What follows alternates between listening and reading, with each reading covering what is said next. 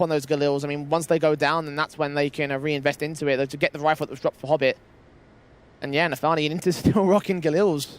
I don't see any reason why they shouldn't. At no point throwing the money away, so just keep working with it. Eventually, it's going to get to a point where you're going to start losing players, or you're going to lose the rounds, and then you just get AKs and even an AWP out. But right now, stabilize, make sure it's strong long term. I mean, Inter has got 4 frags with the Galil anyway, so not like they actually need extra firepower at this moment for Gambit. Coming out some very confident rounds, and Frozen is to try and change that again. Blind firing past that smoke towards the ramp position, but Gambit have placed themselves carefully as Rops does get Axile and starts things off over on the B site instead. AWP still aggressive up towards 51. Needs to look out towards that right-hand side because there's players near the smoke. Oh, Hobbit's caught an angle, gets the core to drop, back to even to be going. Nafani traded back by Frozen though, who transfers his spray to Shiro. Just behind that smoke, down to 5 HP he remained, but a 4-on-2 advantage now for Mousesports. That was a very good return in towards that ramp position just when the AWP of A-Core just gets caught off, just can't quite find the connection, especially when he's getting spammed up like that. The Frozen bails the situation. 60 seconds left. How did Gambit recover this? Or do Mousesports get there first on the CT side? I mean, Hobbit and Inters will still go for something. Molotov to the sandbags position, indicating where at least one player is. A second Molotov for Inters does not want to be thrown so nonchalantly, especially as they know that it's not being anybody out there in the back. Nades in. Frozen is too far back, though. They can't place it to the sniper's nest. Cross that bomb. Should get it planted at least. Just get that extra cash injection. Try and see if they can force a mistake. They've still got a fair bit of time to work with, though. Smoke. Ooh, not thrown there for Inters. He's going to wait. Go for a dry plant as they realize there is nobody out there. Finally smoke down the main position. Molotov, that's well placed on Frozen. So they drive a bit of breathing room back. The bomb should go down. Inters should remain roughly unscathed, and indeed he does. So decent setup for the retake. It all just comes to these flashes for Hobbit. How does he even use this light utility? Smoke down, side alley, burst through. Hobbit gonna wait on the off angle. Ready for 2, gets the kill on the first man, and the second and the third. Lined up easy. And straight from the shy, he gets an ace. What's the hold from him, and what's the recovery for Gambit? Sorry, what was that? Mousesports 2 clutches out in that first map. Yeah, Hobbit's gonna do it for Gambit. Oh, it makes it look too easy. Another great recovery, a 2v4 situation, and they all line up. What an off angle. Yeah, this was very awkward from Mousesports. They kind of gave this one away. Didn't have much to work with in the utility department. Couldn't really flash their way around that corner, but even so, Hobbit wonderfully done to get that ace. And of course, the first execution kill was pretty fantastic of its own right. And from a 4v2 scenario as well, Mousesports are going to be kicking themselves with that. Yeah, they shouldn't have lost that. Simple as. Be disappointed knowing the outcome, and now it just starts falling apart and apart. Dexter's even being watched from this aggressive ladder play. Should be an easy kill. Yep, there it is. Nicely done from Hobbit. Another kill to add to his tally. And just these pistols out for Mousesports can't really do anything. Like just going in a bit of a vicious cycle. Pistol, 4x, pistol, 4x. And what a turnaround from Gambit. Like this is the reason why I take a look at that 16-14 and think that Gambit came out on top even though they lost the map. Straight confidence in on that one. And now translating in towards Vertigo, they're basically like, I mean, officially 2 away from taking the half, but for my money, 1. This should be a 7th now. Yeah, there's not going to be much behind this at all, especially when Akori's pretty much got to defend the A side by himself. Can't hit his shot on Shiro. The bomb should go down here. Frozen and BMAS. Nothing else that they can really do in this round again. Just the pistols out, just the FAMAS out. Just disaster here for the CT side. It's best to hold the Kevlar. And I feel for Akor. This is obviously his debut for Mousesports on LAN, and he's had a tough series. Yeah. A really, really tough series. He dropped 13 kills out in the first map, 0-7 now on the second, and he's their primary AWPer too. It's 007 as well. I don't think he got an assist in this one. Really, really been disaster for Mousesports. And Akor just being that leader of the charge. Got 15 ADR as well, by the way. It's not great numbers up here for the Mousesports side. We'll try and steal something here for BMAS, but eventually is forced back away to evade the bomb blast and evade his death. Still flawless for the T side. Still nothing scored by Mousesports in the first half. But take the tactical, take the breather, just take the mental reset to see how you can bounce back from this, because we know that Vertigo while it's not a map that gets picked a massive amount by the Gambit side, it is an incredibly strong one for them. And Mousesports, they just haven't found the answer. Opening man advantages seem just non-existent.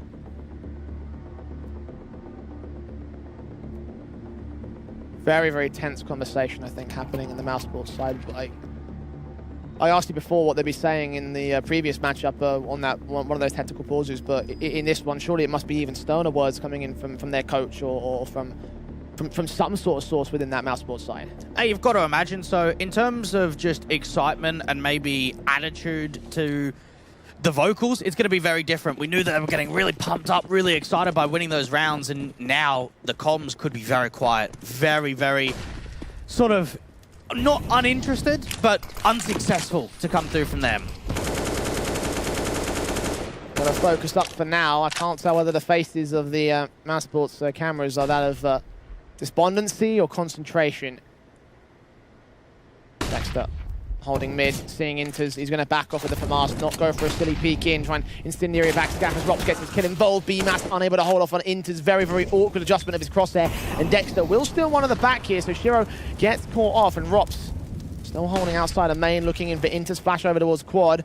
Hobbit so close to Dexter, eventually sprays through that smoke, gets it back to a 3 versus 3. Inter swings back, still Rops makes it another kill. A double up for him. Can't hold off against Hobbit though, 2v2. They finally get that B site. They don't have the bomb down just yet, and more counter utility can come from the CTs, but Hobbit wants to get aggressive, and so does Navi. He's got to get that bomb plant in the end, but a core catches the only angle he needs. Hobbit with a 3k, another clutch for him perhaps. He holds the bomb now. Where does he go with this? Rotation into the A site. Ooh.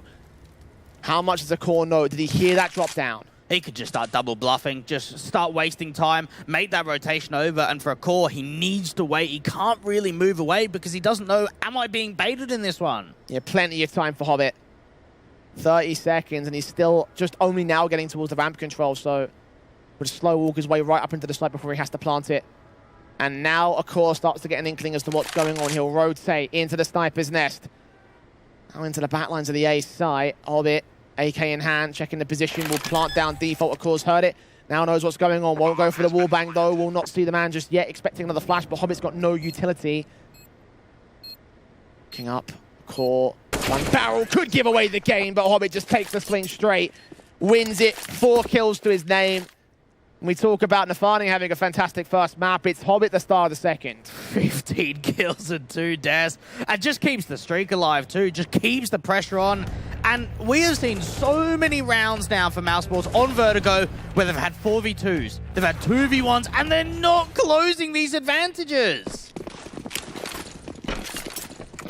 Rifles out from us, for Dexter. Not a lot for Mousesports in this.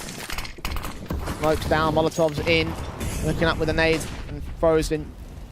Placed very far forward here. Gaps in the smokes can be exploited, but no one from the T side is really here to be found. They're pretty back passive on their default. Nade onto Frozen's position, does a chunky, decent amount of damage, but Nafi, he's just waiting for the peak. Flash in, oh, wonderfully adjusted too. Turns away from it, Frozen had no idea. Resmoke back here to buy a bit of hard cover. Gap in that smoke does completely cover off the cross, but Nafani still gets away as the Orb of a Core misses both of his shots. Has found a kill in this game, but still struggling to find any more. Dexter with the resmoke needs to kind of go aggressive, needs a little bit of a fight back, but for Gambit, they're even just starting to rotate away. They're only leaving Hobbit down here in ramp. Rops hitting up the stairs. Axel let's play the face alongside Nafani, and 4 ready for it, but not able to get the kill still. No one's left on the B site. BMAS has got to rotate from mid via Scap. He's watching for the mid flank.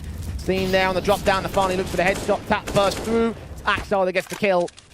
And Gambit are making this look elementary on the T side. 9-0. It's just perfect CS. It is. It really is. Really what it comes down to. Very, very minimal mistakes. Hobbit might get caught off, so that's at least an AK that could be picked up by Dexter, but you can't really just be happy with a saved exit kill, can you? No. This is very, very different compared to Inferno. Very, very different. Mousesports. I mean, okay, let's start talking about this then. What's changed since then? I mean, in terms of, like, you know, the confidence, because Mousesports, they were doing all right. Like, yeah, it was a close contest. Oh, the phone. They're going to try to get the extra frags here, and Nafani gets all 5 players, so they're fallen very, very hard on this. Mousesports, no players alive, but what has shifted for them? Has the confidence gone? Is it Gambit that have reignited? Like, what's changed in the transitions? Well, they're not getting punished straight away. You have a look at how Inferno T-side was. We saw a lot of trade backs, a lot of opening man advantages. And for Mouse, maybe the rounds obviously are 0-9. They have had chances. You can't say, oh, they've been absolutely slammed. They've been getting wrecked every round. They've had chances, but they just haven't converted. And that just doesn't help with any kind of confidence. Back down to the Eagles, so very little of a chance to convert in this one. AK Sprinters takes his fight on Frozen, but is unable to win it out. The nade can't finish off the job either, so it's a HP advantage start. So there's a slight bit there for Mousesports in the sense they haven't lost the opening kill, but I mean, they're not far off of doing that. And just even the default, it's so wide range. We're getting some really good mid-round calling from Navi to start shifting over, rotates out to the B site. Utility usage has been very much on point. And for the CTs, they're getting desperate. Yeah, at this stage, when you're looking down the barrel of a 10-0, desperation is all what Mousesports are about. Praying for a miracle. Patience away from the T side. They make their way up towards the mid-control. Ropsine into... My God, like when you're hitting shots like that, what can you do if you're Mousesports? Especially with pistols in hand, the AKs driving them away. I mean, they've got no access to the B site. This is a round. And it's not even one player that's just looking so sharp. Everyone is really delivering for the T. Shiro starting to hear some of these rotations, and he just knows exactly what's going on. Oh, easy couple of kills. Oh, it just gets worse, doesn't it? At least Dexter's grabbing AK, and Gambit have not committed to the B side. They actually wanted to go plant towards A side, and now Dexter gets it to a 2 versus 2. So this recklessness is starting to get punished from Mousesports, but still down on 28 points of HP, and BMAS has been taken out of the round. So it's all left to the Aussie to clutch it. 4K up for him. Hold on. No kit. Sticking the defuse. He knows exactly where Inters is. Smokes down. He's behind harder cover, and the AK tries to get his way back in. What's going to happen? There's no kill. There's no kill. Dexter's stolen it. Massive clutch for him with the 3K involved, and at long last, Mousesports get around an all-important, a much-needed one for them.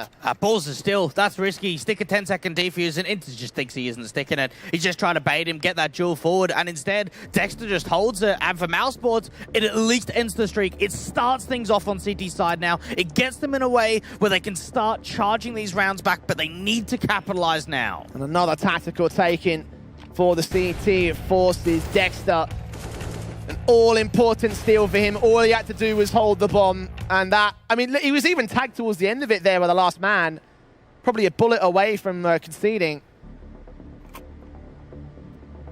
But that was the best round that Mousesports have had. A clutch with a bit of recklessness there from Gambit that was punished ultimately by the IGL. Dexter, definitely a hero for the Mousesports side, but celebrations cannot come in at this moment. They need to focus on getting the next couple of rounds, which is what that tactical pause has just done. They need more multi-kills. They just need more playmakers, because really, that was a big round for Dexter, but we were seeing so many more of those kind of plays and those kind of results out in the first map. We're not quite seeing it here on Vertigo. And well, this will be the second test of Mousesports. Can they follow up with the definitive gun round? Well, it's Stefani again. Execution shot on Frozen. I think he's only got 5 kills in this map up so far as well. Like, it hasn't felt like it for Gambit. Kill involved. First man down. Mouse are not going to regress. They're not going to give up anymore.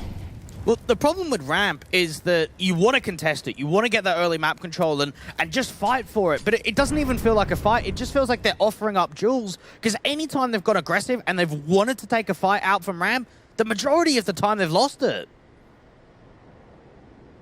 Rops. M4 set on Exile. Nafani's also there. Red upon. There comes the kill. Well, for Mousesports to trade back to the 4 versus 4 and a smoke down as well as Dexter gets overwhelmed by Hobbit so quickly. 2 players still set to the B site and they're going for it. BMAS gets his trade in, so a 3 versus 3. Smoke down as well to suppress it. T-side players making their way up. Nades involved. A core known to the back lines of the site. Inter's going to try to set up this back up against him. If he gets this kill, this will be A site under there. This is done. Like, when you've got a player that sneaked this far forward without any idea, Inter's, he can catch off the AWPer, and if he gets this kill, it's over.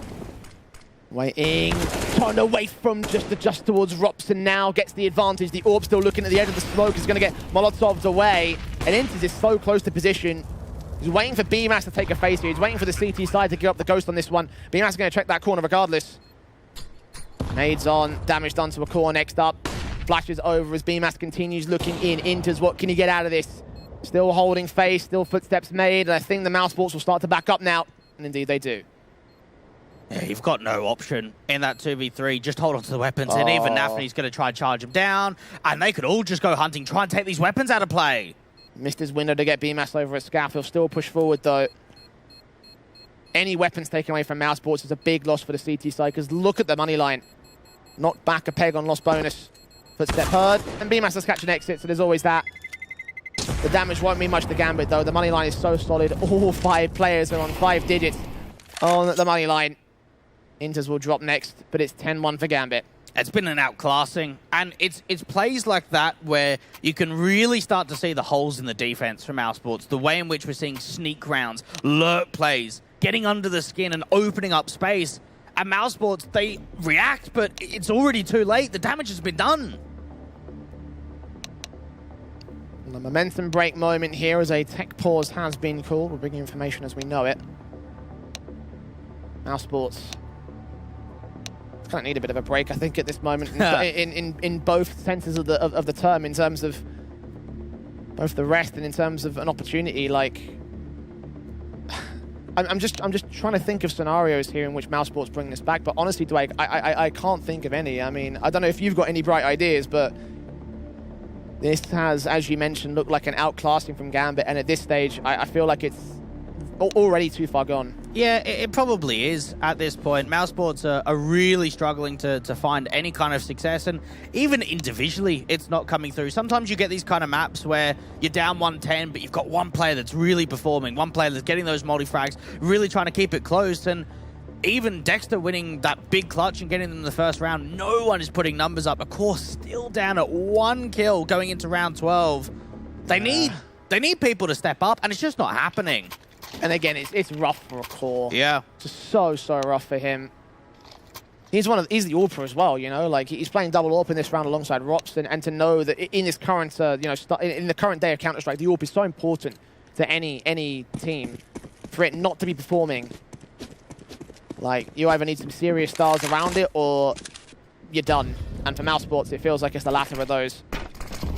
Straight in for Frozen, trying to get aggressive here for the CT side. He got that first kill with the USPs in the pistol round so clinically, but given no such opportunity here by Gambit. Spray through, he's seen at that slight gap. Sheriff can't get the kill for it, and he, Nafani, and Hobbit will get tagged significantly for it. Much better for Mousesports here.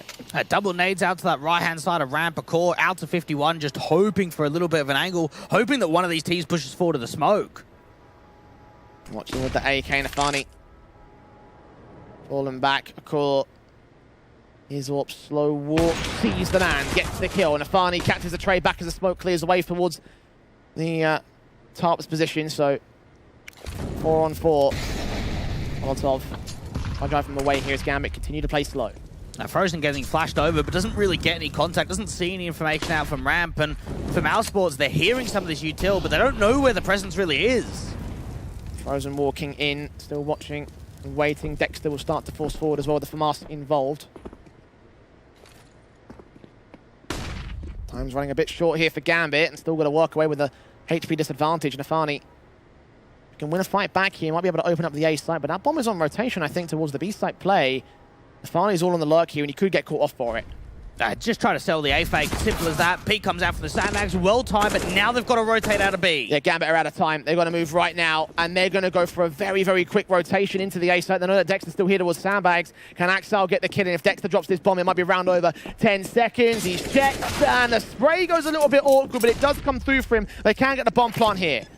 Charge down from Frozen. How far aggressive does he go into the site? A little bit too late. Needs to take a duel. Needs to win it out, and at least he does. Just barely does there, and Axel falls. It's all on Hobbit. 7 points of HP. AK set here. Diffuse tapped once. Breaking in. He looks for the headshot on BMAS. The kill comes easy for the CT side. The second round finally on the board for Mousesports. Well, that was one of the first times where we actually saw Gambit being caught off guard, running the clock too low. We saw the way in which they had the A lurk, try and see if they could fake the bomb side, allow that bomb to get into B, but there was so much counter utility out towards that stairs position where Rops was playing as anchor that they go to themselves, okay, we actually can't go B, let's go back over to A, and just that one player in the sandbags, even though Dexter doesn't follow up with any more damage, he hears the footsteps, he just calls the rotation back over.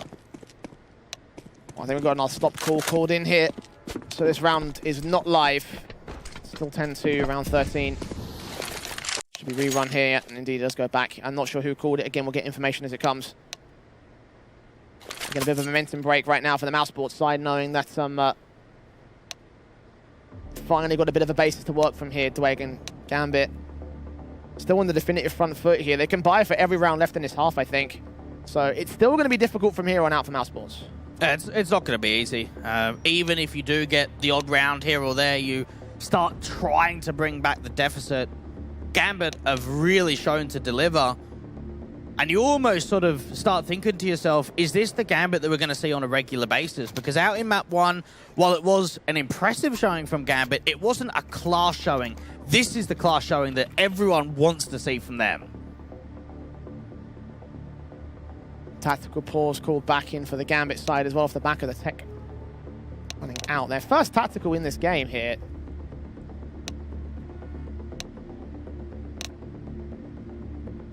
For them, just knowing that Mousesports, I mean, there could be a momentum swing for them. There could be an opportunity for the CT side to be able to recover.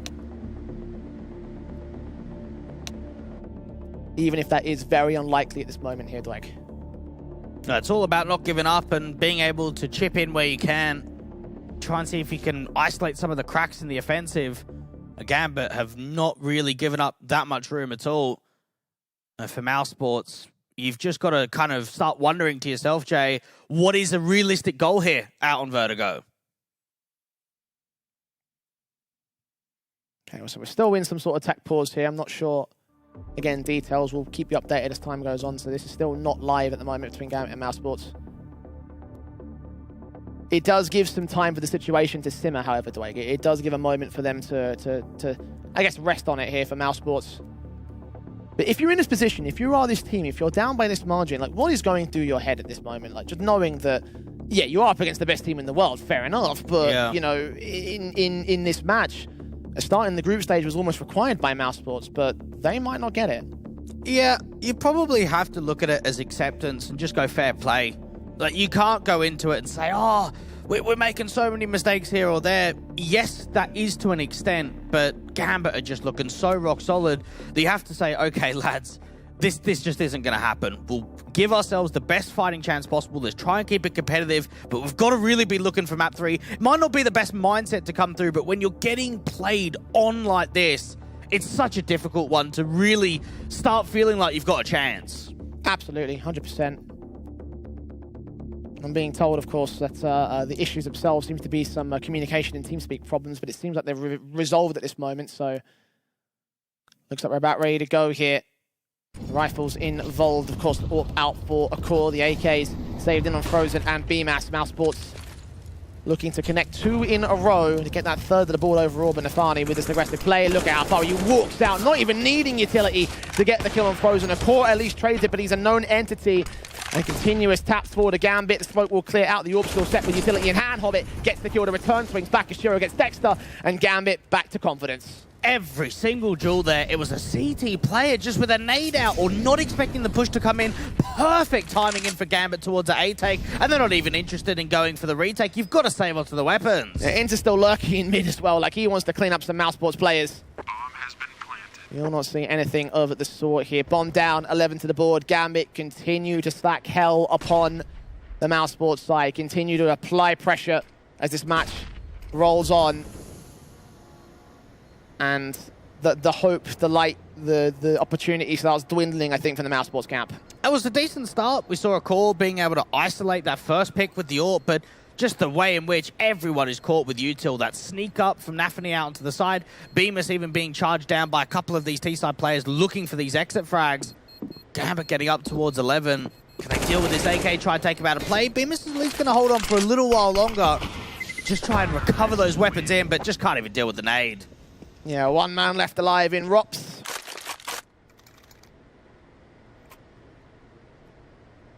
Gambit continuing to make this one look very, very easy. Mousesports into round 14 with probably an eco, I want to say. I mean, I guess maybe a half buy. The issue is that Frozen is on 2 grand.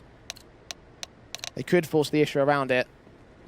I'm hearing ticks in my head. Yeah, I don't think this round is live, so it seems like these TeamSpeak communication problems are still ongoing on the part of I assume Gambit. I mean, they're the ones that aren't moving in spawn, so it could be a problem for both teams, so we'll get this fixed up. Get right back into what seems to be an easy victory for Gambit on their map pick.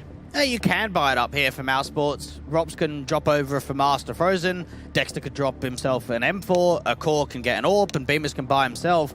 Because really, you're down by so many rounds. You've just got to take every opportunity as it comes. And knowing that you don't have the most perfect buy in the world going in to round 14, it's still an opportunity getting up to 3. So I think we could see a force here for Mouse. Yeah. Again, for me, the issue is whether or not you want to sacrifice it in the part of Frozen, who will be lopsided. But, yeah, I mean, I assume so. Makes a lot of sense, but a lot of time to mull over it here for both sides. As, again, tech pause continuing between Gambit and Mousesports to resolve this TeamSpeak communication problem. And if you are Mousesports, given everything that's going wrong here in this matchup, not just only technically, but also in the in terms of the match itself, like we talked a lot about communication previously and how silent it could be. Do we feel like there should be silence for this Mousesports side, or you know, like what should the mentality in that camp be like? Well, silence is always good for composure, or at least quietness, rather than sort of the loud excitement. Getting a very sort of pumped in the moment, that's always very good if you're on sort of the more forward aggression and you are converting rounds. But right now it has not come easy at all for Mousesports, and just trying to stay positive in this situation is probably the best outcome, knowing that even if you get 16 forward or 16-3, whatever the scoreline may be, you've still got another chance to bounce back. For Mousesports, a good opportunity to maybe talk about Mouse NXT, the up-and-coming academy team for the Mousesports side. At what stage is that ever a possibility that we see maybe a rotating door of someone coming in? Might have to wait another 6 months, might have to wait another year, but it's something to think about. Well, to improve consistency, I don't know how useful that will be, because that, I think, is the main goal for Mousesports, considering their RMR win. And whether or not there are other players in the free agency market that you can also look towards, whether there's even roster changes on the table for Mousesports. I mean, again, this one map is just one map. Remember, they still had a pretty decent game around over on Inferno. They won the map even though it was close. So, I mean, I don't want to talk about roster moves at this moment until we see Mousesports potentially drop out of the tournament. Like, if they drop out at last place in the group stage, then fine, we can start entertaining that conversation. But opening game here at the group stage, and Gambit were the favourites coming into this best of 3, so it is kind of par for the course to a certain extent. Again, I don't think it should have been this one-sided though. Yeah, it's always difficult to tell because we don't know how strong Gambit are going to be coming out into LAN. Again, that's going to be the big question mark for a lot of people, I want to say, going into this best of 3 is how strong can Gambit be? And, well, on Vertigo, I think 11-2 just kind of shouts the big statement. Absolutely. I mean, the issue in terms of, like, you know, weighing up how good Gambit are on LAN, definitely it comes down to the fact that Mousesports aren't exactly like a top-level team. Like, if they were able to draw against a Navi or a Vitality, it definitely would be not the correct draw in the first round, but it would definitely legitimize a Gambit a lot more than it would do if it was a Mousesports. Again, the challenges are set to increase as Gambit's tournament rolls on. For Mousesports, not much of a challenge here in this map up again. They are doing fantastically on the Gambit side. 11-2 as we finally go live with round 14. Ops in, M4s from us, out for Dexter. AKs across the board for Gambit. Yeah, Frozen proper aggressive behind this smoke, and for Gambit, they have used a fair bit of utility to get in behind it, but this time around, Nafi's just going to start walking.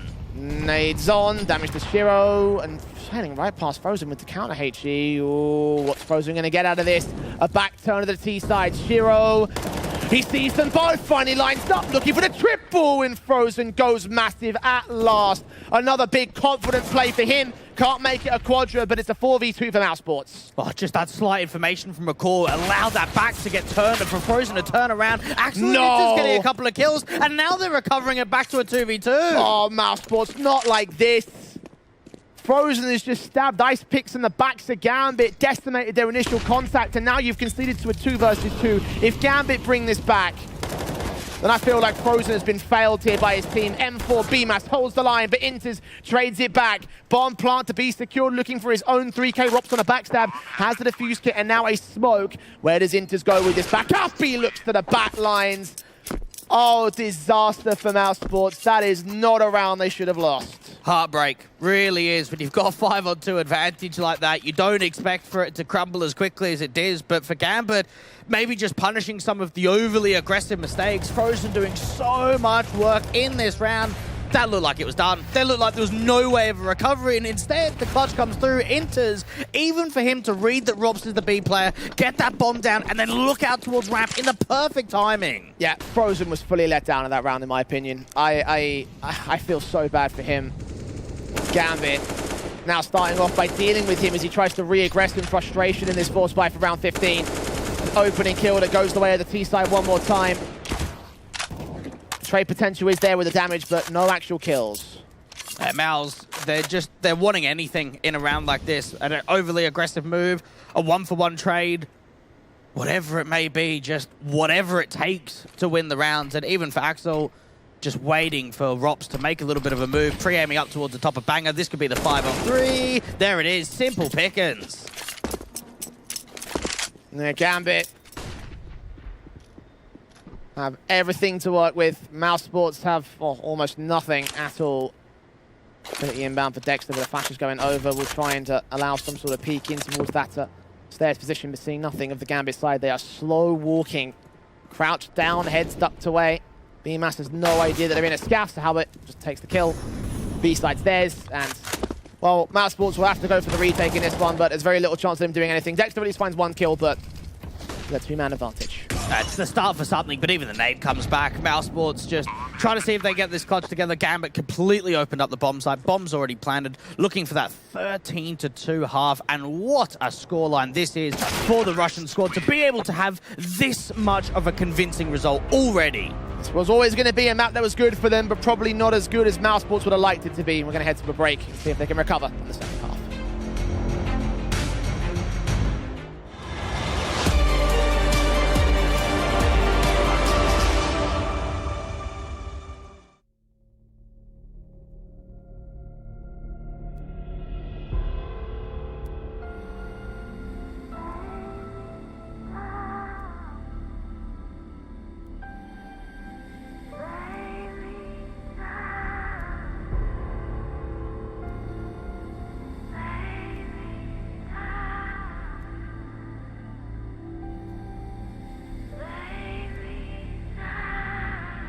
To my face,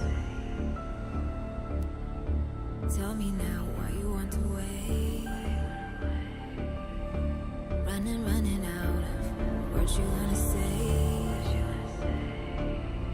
I've been looking for you, looking for you, looking for you.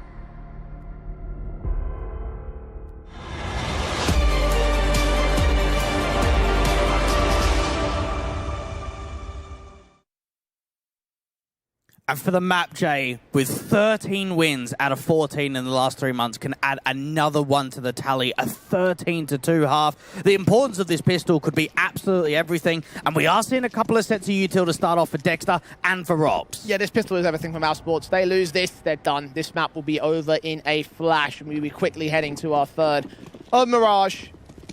Pistol getting set up here for Mousesports with the blocks involved, the utility down, incendiary off the back lines over at the sandbag, smoke down towards cross, also covers off Shiro's very awkward position, the second smoke down to cover off the entire cross in its entirety, so bomb plant can be secured. They're being a bit careful about this though. Dexter finally crosses the default out in the open actually. Shiro does not get his kill involved, Rops gets tagged instead, it's a 5v5 retake. A couple of backstabbing players for the City side, and Hobbit just starts off straight away. Shot on the second man, not gonna quite land out. I don't know if they saw Axel though.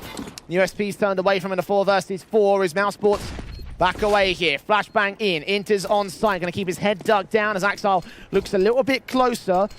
Sees nothing, sees a core now, can't land the headshot, also catching Frozen. Shiro's going to move up, they're on the defuse. Nathani's on the defuse, he does get forced away in the end. As Inters looks back here, Frozen gets another kill, dropping it to a 4 versus 2. Inters on 2 points of health, dead to rights. Axile 1v4, Frozen with 4 massive frags, and again becoming the hero for Mousesports.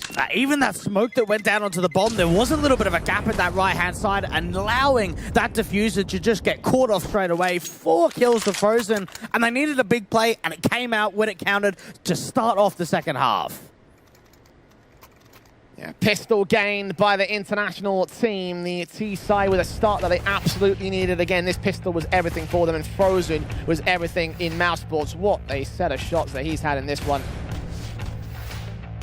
4 kills for him, and continuing to lead in the top frag position. He was the stellar element of the CT side, and now going to become the element of the T side now for Mousesports. Gambit just looking to force back straight away, and even just a pop shot out towards ramp, it does that early damage onto Dexter. 71 points of health, good start. Not a kill, but still a start for Gambit. If they steal one away from here, that's even going to be even worse for Mousesports because, or at least on the T side, if you get a bomb plant, you can get early guns out and you can try and deny the 15th from coming through, but if they get shut down all 5 players, and, well, 15-3 at minimum, I say. Util out to this ramp position, just trying to see if they can force the CTs further and further back. Another nade. This time around, Dexter's down to 32. Finally looking up. Back on the way from, oh, the flick was great. Come back to a 1-for-1 on the trade, however, Frozen, so it's a man advantage that does not last long for Gambit. And they've got a lot of players on A, though, and they're even taking the Aken to get a little bit more aggressive. Sure, with the jiggle pick out to Ali, doesn't quite see anything. Further nades on Frozen, big gap in those smokes. Beam has to try and exploit Shiro. He goes down, continues to spray forward. His damage does get dished out by the CT side, but it's just damage. No further frags. Hobbit changes the narrative on that one. Continues tapping onto Frozen's general position, but doesn't get the kill shot. He's on 33 HP. And look at Inters in the midst of this smoke, looking around that corner. Get BMAS next. Incendiaries go a little bit off position there for Mousesports. Frozen and Rops backing away, trying to get towards side alley especially. They're on the defuse now for Hobbit. Swing up, taps it. He gets his kill, and Axar finds Rops. And that is heartbreaking. Sheer destination for Gambit. Not just in this round, but maybe in this map now. And what I love too here for Gambit is Inters is typically the guy on this team that a lot of people overlook, don't really hype up a massive amount because he isn't really a star player, doesn't really chip in a massive amount with the fragging, but out here, out on Vertigo, he has really put up a big performance, and he's got his teammates to back him up too. Yeah, all players on Gambit are having a great time. Nafi might not be posting numbers, but his calls have been great. The CT side can't get away with a 14-3 on just kills alone. And you can see what effect it's had on this matchup. 2 rounds from the victory here for Gambit to set us swiftly into Mirage. And again, Mousesports probably looking at that at this stage. They are forcing the issue though. To be a survival round if they can make it, but if they lose that without a bomb plant, nothing to work with going into match point. Oh, Hobbit just taking the jewel straight away. He's trying to slow down this mid pressure, but look at how many players they've got on B now. Kill at the start, Molotov in. Re-smoke back down and trying to press even further on the CT side. And the smoke's going to last for longer than the Molotovs do. How does the wheel round to the corner? Hobbit gets another kill back on a call, looks in for Dexter next up, the bomb's on his back. He doesn't quite drop it just yet. He has been seen, though, for the CT side. They have isolated the player in the center of the site as well as Axar falls. It just trades it back. Now got to look back to the mid-entrance. Sees Rops, drops him, all left to Dexter. 1v3, and not even taking contact on anybody else. Shiro and Nafani not even needed. 3 kills for Inters. Match point for Gambit. Do you know what I think is crazy too? That this showing here on Vertigo on LAN is probably the best showing on Vertigo we've seen from them entirely the last 3 months, 6 months. They do have a lot of results. They do have a lot of wins. They're on a decent winning streak. But in terms of the one-sidedness against this kind of level of competition, it's sort of almost unheard of. Well, they did have a 16-3 against Heroics, and I guess once. Okay, like, once. Do you know, it's not consistent. Here on LAN, definitely an encouraging way for Gambit to get their map in the series. And Nafani gets another kill on Dexter. Great frag found, great start. The Eagles out for the Mousesports side. And well, they've already lost that first pick. Is there anything left for them here on this map? And they're even giving them respect. It's not like they're just getting up close and personal and they're just taking every single duel possible. They're making sure they're keeping it methodical, slowing down, and working with the advantages. Minute and 13. CT should put nades up to the standard positions, counter incendiaries as well. Stop them from making their way forward. Just waiting for Mousesports to take the peaks, and when they do, they're probably going to go falling. Shiro ready. AK looking up. Has he seen a core? Hasn't. Not yet. Hobbit. Kill onto Frozen. Shiro doubles up. Rops. And a core. Last couple of players left in this one. Straight through the tops. Stefani gets his kill back, and Rops with it all to do. 1 versus 5. And yeah, this has been dominant. Absolutely dominant from Gambit on their map pick. A 16-3 result as we go to our third. Unbelievable. I'm really surprised there for Gambit of just how concise it was and how everyone delivered. Truly, truly an effort and a half for Mousesports, but it was not to be in quite a bad map for them. They're going to turn it around on Mirage after the break.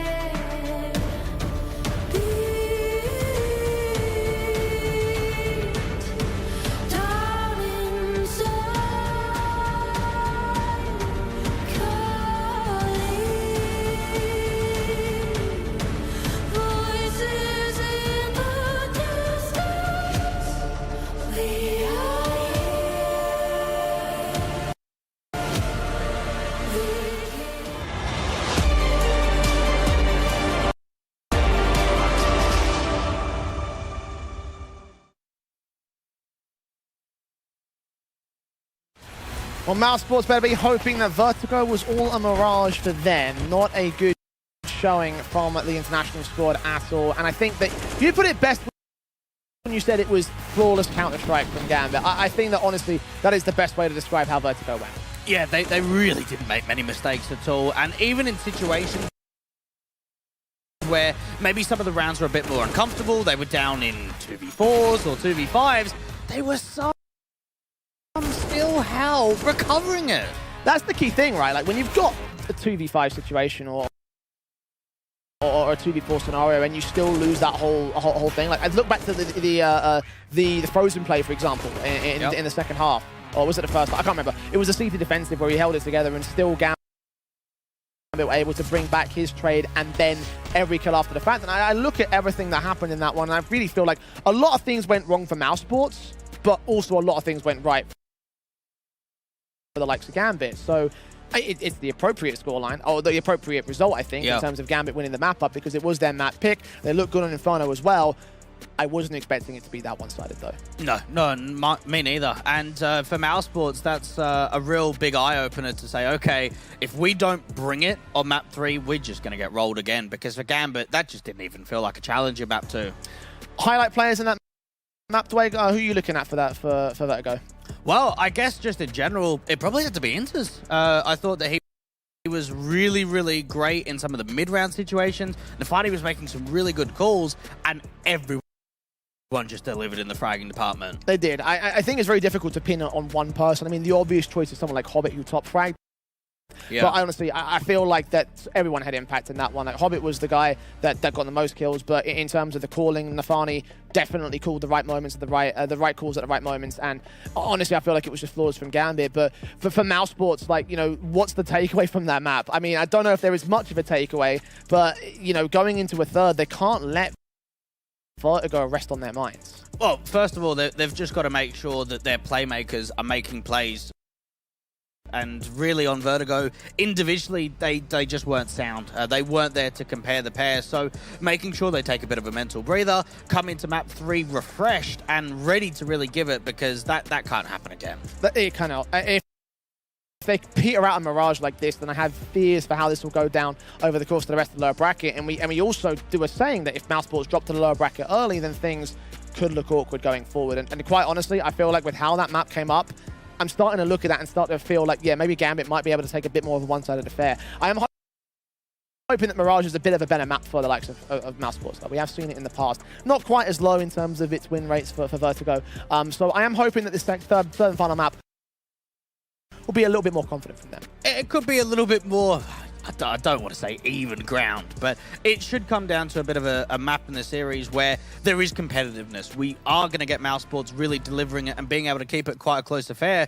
But for Gambit, very impressed with them on map 2. Very impressive indeed. And that really shows what I think the Gambit side could really become on this tournament. And we're talking about Gambit and how well they'll fare at LAN and how well they'll fare here at Cologne. And you look at that, you look at that map up, and that I think is a textbook example of how good they can really be. Now, to translate that against some of the better teams in this tournament, and suddenly we're looking at a closer, like Vertigo, a closer scoreline, but still opportunities for them to be able to play that flawless Counter-Strike and then turn it into map victories against those squads overall. But for now, again, the focus is all on Mousesports. So I want to talk about conditions going into Mirage. What do Mousesports have to do to be able to turn the scenario around? Well, easier said than done. They've got to make themselves more AWP heavy. We know that on both map 1 and map 2, we didn't really get to see a lot from a core, so it's going to come down to the calling of Dexter. How can you micromanage a core in a slightly different way to get that AWP impact, especially on a map like Mirage? Well, for Gambit, is there anything they really need to change other than just, you know, Hobbit go kill? You know? Yeah, just keep it up. It is probably the main one for them. Don't drop the ball at all. Don't, you know, say, oh, it's going to be a little bit easy now we're going into Mirage, because it's still, Mousesports are no slouches. They're a team that made it into the group stage rather than being eliminated in the play-in. So for Gambit, keep it up, and they should be theirs for the series. Yeah, complacency could be the biggest killers for the Gambit camp, and most certainly I don't want to see any complacency going into our third and final map of Mirage, which will be after this very short break. Do stick with us, because we have seen some close affairs between these two teams on this first map especially, so third one could look to deliver as we go to Mirage after this.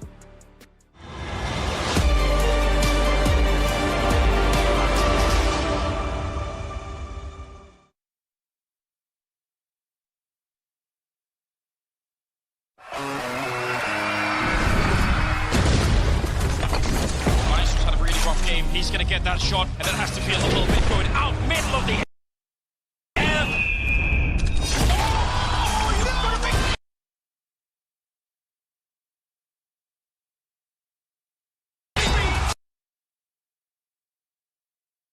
Into our third and final map of Mirage, which will be after this very short break. Do stick with us because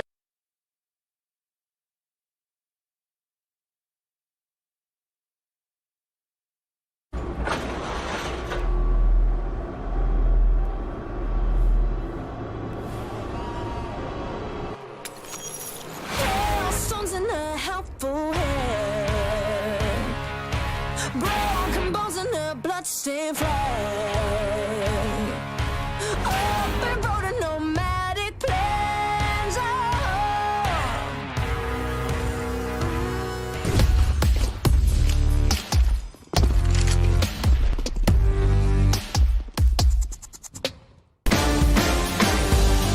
Hey Future Pros, back on Mirage, this time with a flash. This flash should help you when taking the B-side. To do this flash, get into this corner. Aim at the top part of this wall in the center. Run forward and throw the flash just before you collide with the edge of the wall. With practice, you should be able to do this one quickly and on the fly.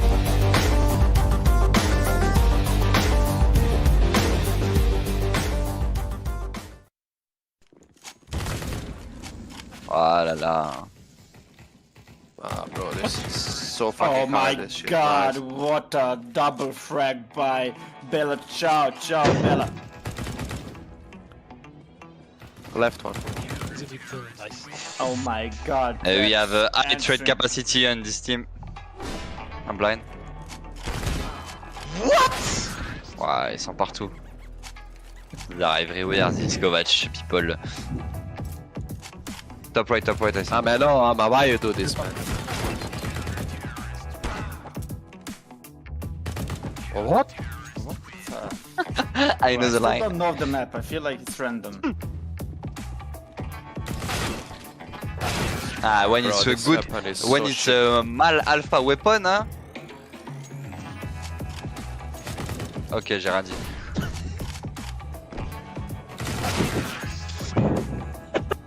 Full blind.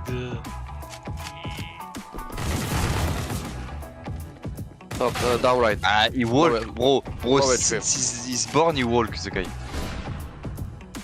Full HP, I didn't touch him. He's 1 HP, yeah, man. You have it, bro. One bullet in the head, he's dead. Just take your time, breathe, respire, relax, plus. Oh, that's right. No way. Top right. Ah, ça Impossible, m'a. this thing, man. Like, always when I'm on shit position. Why flash? Why? Ah! Nice. So bad, this weapon. What C'est bon, stop complaining, enter.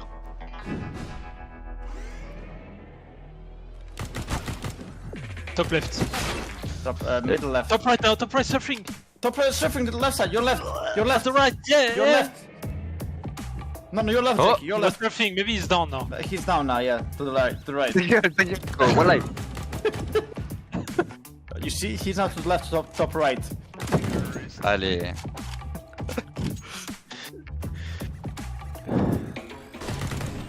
Jacks with pre-firing angles. Nice. Ah!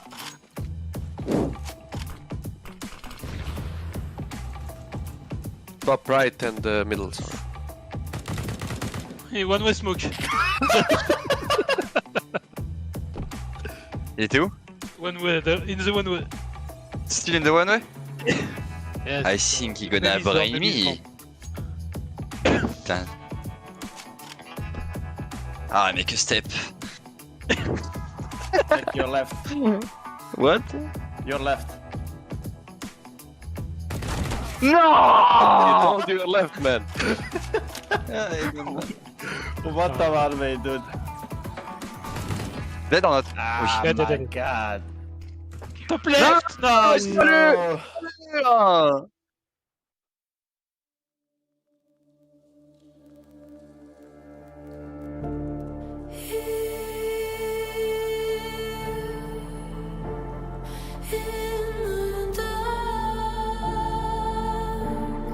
stone cold, sinking deeper. We are here. We keep holding on, dusk till dawn.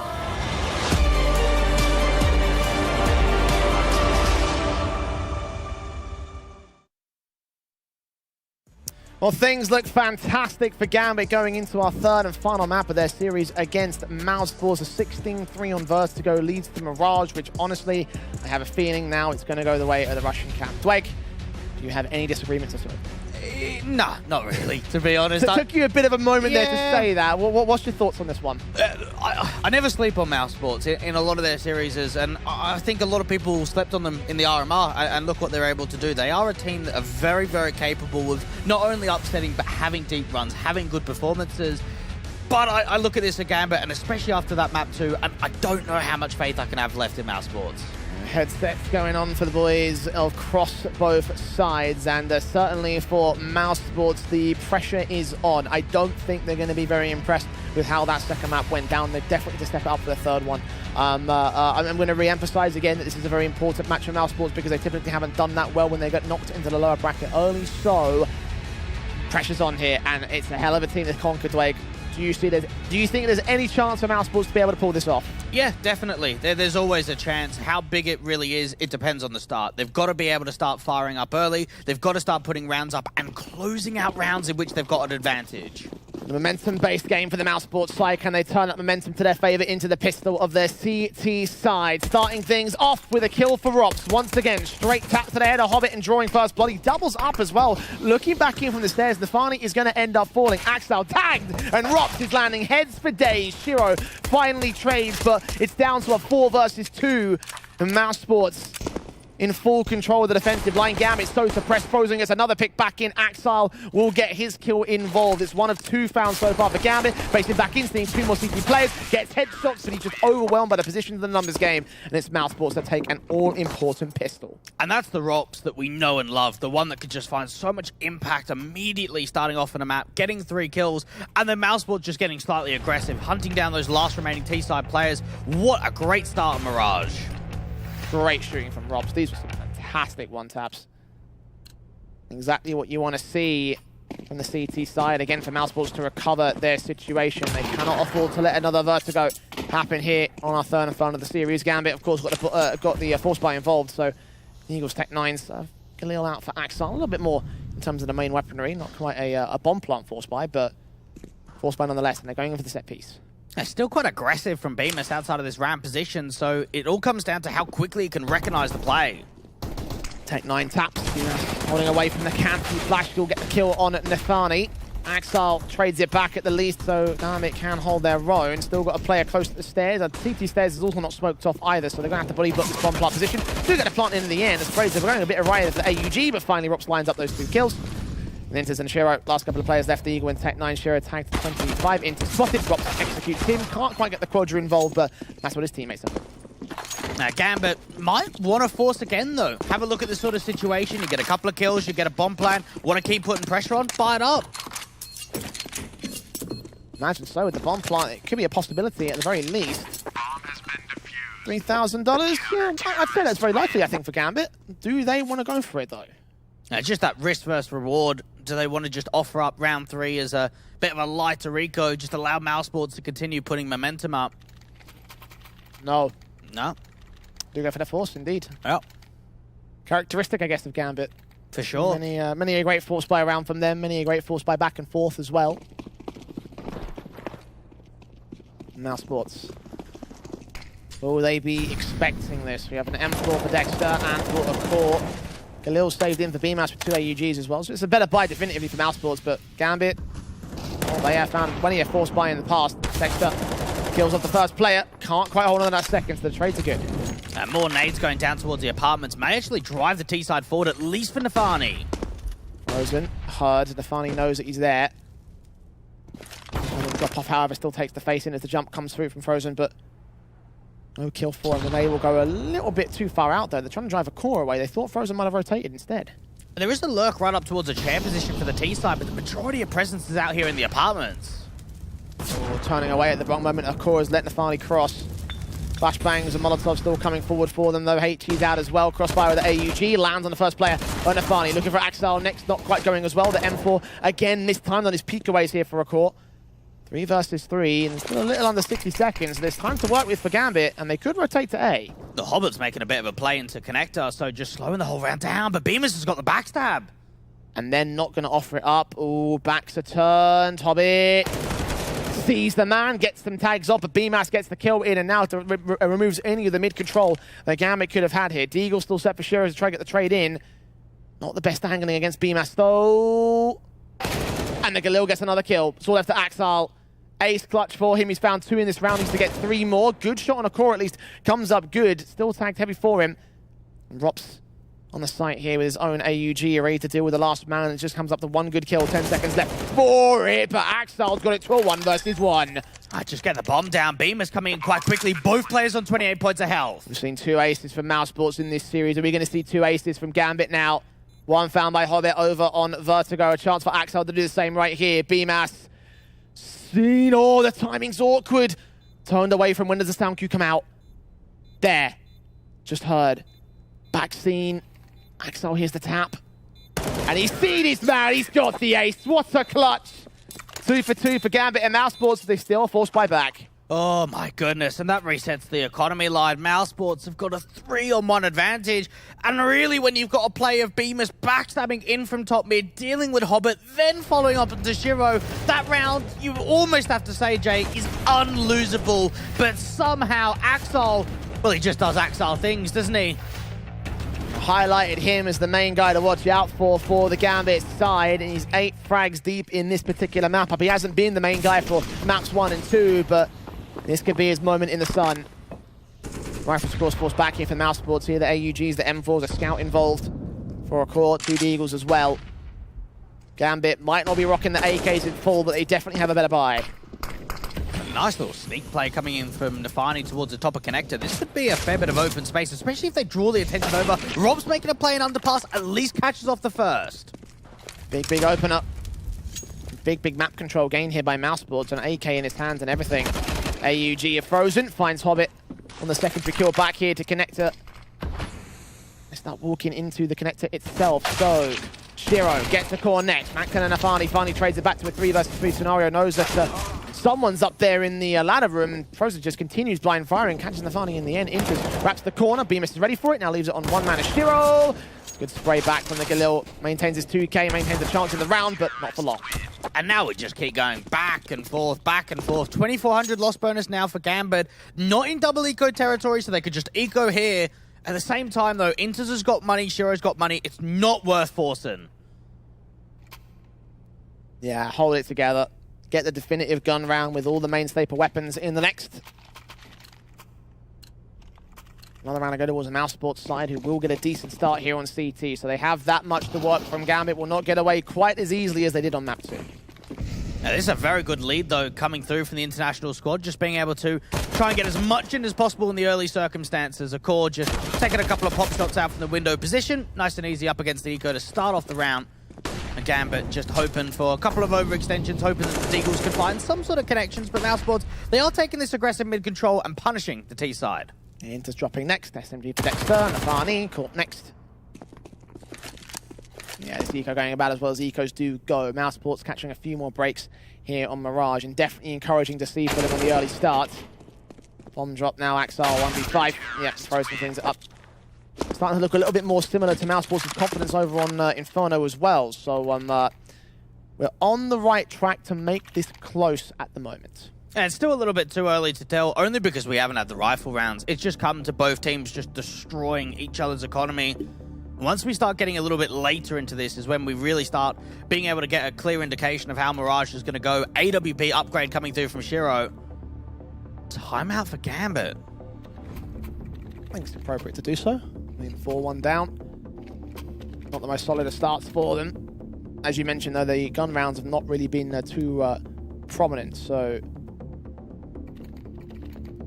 first one coming in here for Gambit. This could be their chance to swing momentum back to their favour, not the economy. Mousesports, a little bit of cash in reserve. Should be able to force the issue into round 6 if necessary. For now, in with the AKs and the AWPs. Gambit, tactical pause taken. Let's see where they can go with it. Out towards a pretty aggressive AWP duel for Shiro, trying to see if he can catch anyone off, looking out towards Connector, but with the Incendiary down towards that ramp position, they can't see anything. Incendiary to press over at the stack position. Hobbit's going to start creeping into underpass. No one's covering this. BMS, I think, is just adjusting to it now. He also makes his way away. 2 players being hurled on short and the sniper's nest. So Hobbit has plenty of info to the mid control. His teammate's going to get run boosted in here. Look back, smoke down. It's pressing 1. Rob's just waiting out for mid, does get smoked, so needs to reposition himself in a way that he can find a little bit more information. A core just almost getting spammed out from Connector. Does need to be wary about how aggressive he holds. Going to try to push a little bit further forward, not fully facing out towards the mid control, however. So it is kind of careful from Mousesports, but 60 seconds left towards the wallbang positions and towards that box corner, but no one is seen. A resmoke again on Rops, giving him no chance to strike here. Teams are really running out of util, but it seems like it's going to be a split B play. Mousesports have got a decent read. They're rotating a 3rd player over to market. AUG are frozen, looks up, sprays through, catches damage, or at least trying to do so. Does get sprayed up a little bit. A core gets 2 instead. Out of Connector down towards short control. Axile bursting through on Frozen's position, but cannot seem to land a kill against him. It's a 5 versus 3 for Mousesports. Inders and Afani finally chime in. Rop still on site though. Suppressed to his left, backups coming in behind him. A core gets a kill on short, and Rop strikes on Axile. Left it Inters again to clutch this 1 versus 3. Swing on Rops, great headshot. Now 2 more to find. The bomb can also get planted. Time is definitely low, but he's thinking about taking some more duels. Does he try and fake it out? No, just stick the bomb. No bait on BMAS. A core looking up with the AWP. The shots ringing out from Master. The AWP has been seen, tapped up, not taken down. And BMAS, his information's been given up. Inters knows what's going on. He's just got to check the right place at the right time and turn it to a 1v1. A quadra clutch for him now. Looking to the left arch. Will a core give him the angle? Inters just waiting, running timer out. A core's going to make the move in. He's got 2 flashes, not going to use either of them. Pistol pulled out, footsteps heard. Inters just going to wait until the right moment to strike and hold the round together. Another clutch win for Gambit. And another situation where it's just a massive recovery. That was a core getting a couple of kills in Connector for a 5-on-3, and Gambit somehow win that round. Big moment for them. Second tactical, of course, taken for the Russians, and we can see how some of this round panned out to make it as close as it was there for the Mousesports side. Wonderfully done there on the short presence and the flank involved, but it was Inters that was the star of the round. 4 kills for him. What a clutch. They've been great in clutch situations, Gambit. Anytime they're in a 1vx or a 2vx situation, even when the numbers heavily put them in a disadvantage, it still feels like magic is there for them. And the second pause coming in from Gambit, a moment's respite to see where they go from this. They've got an all-important rifle round. They've got another one coming up right here. Bit awkward on the force buy though. 2 Galils and a MAC-10. So despite the victories inbound, the economy has been wrecked for them. Could also get wrecked for Mousesports though. This is basically a reset round. Now, one of those swinging rounds too, where for Gambit, they don't have a lot of money in the reserve too, so the winner that comes out to round 7 can do a lot of economical damage to their opposition. A core getting mollied through, just so blinded out from mid. The first shot does come in. Can he escape out of there? No, he can't. Master on Frozen trying to trade back the man advantage. Has no has information to where the players are at. Can't quite get the vision or the kills. Inters looking out in the ramp position. BMAS siphoned off from him by a smoke. Will also look up the Palace, but will not get anything for it. It's just smokes down the standard here for Gambit. Rotations inbound towards that A site, and Shiro gets Rops to get the man advantage back for the T side now. Bemis needs help, but it's just not coming, is it? Both players out towards the B side. It's going to lie down to him. He's going to go massive. No. Axile gets the kill in, sprays back, and you can already see Mousesports started the rotation, but they quickly figure out it's probably not worth it. It's best to hold on to their weapons because they've got absolutely no money. It just seemed that that was a whole position that unless there's a double kill, a triple kill, something really, really big for Bemis, Dexter and Frozen aren't going for that. They're just holding on to their weapons, saving over towards that B side. A 3rd round up for Gambit, and, well, this has been quite the close contention in the early stages. It was a bit of a breakaway moment for Mousesports. You thought that they were going to be able to push some distance between them. Not ending up being the case, though. The third round to the board of Gambit. Back within one of the Mousesports lead. So, opportunities still abound. Then to be able to equalize and take it back. And again, the money's just not quite there for the Mousesports camp. They've got these 2 rifles. Do they force around it? Definitely not. Definitely not. It's not worth it at all. Because even if you win this round, you're not going to reset your opposition. So take it as a light eco. Try and utilize the M4 and the FAMAS around a bit of a bait play. Try and get as much damage as possible and as many impact kills. Even if there's a chance of recovering one of the AKs, if you're able to find an advantage, that's the best move moving forward. USPs will be out for them.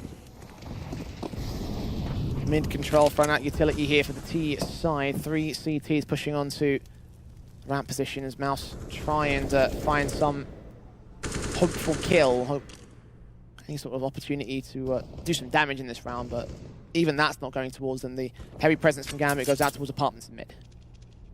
Now, Gambit have enjoyed running the clock on Inferno, Vertigo, out Mirage, and it does show that even in situations where they really do run the timer, they always feel like they're in control. Yeah, it's a big risk when you run the timer.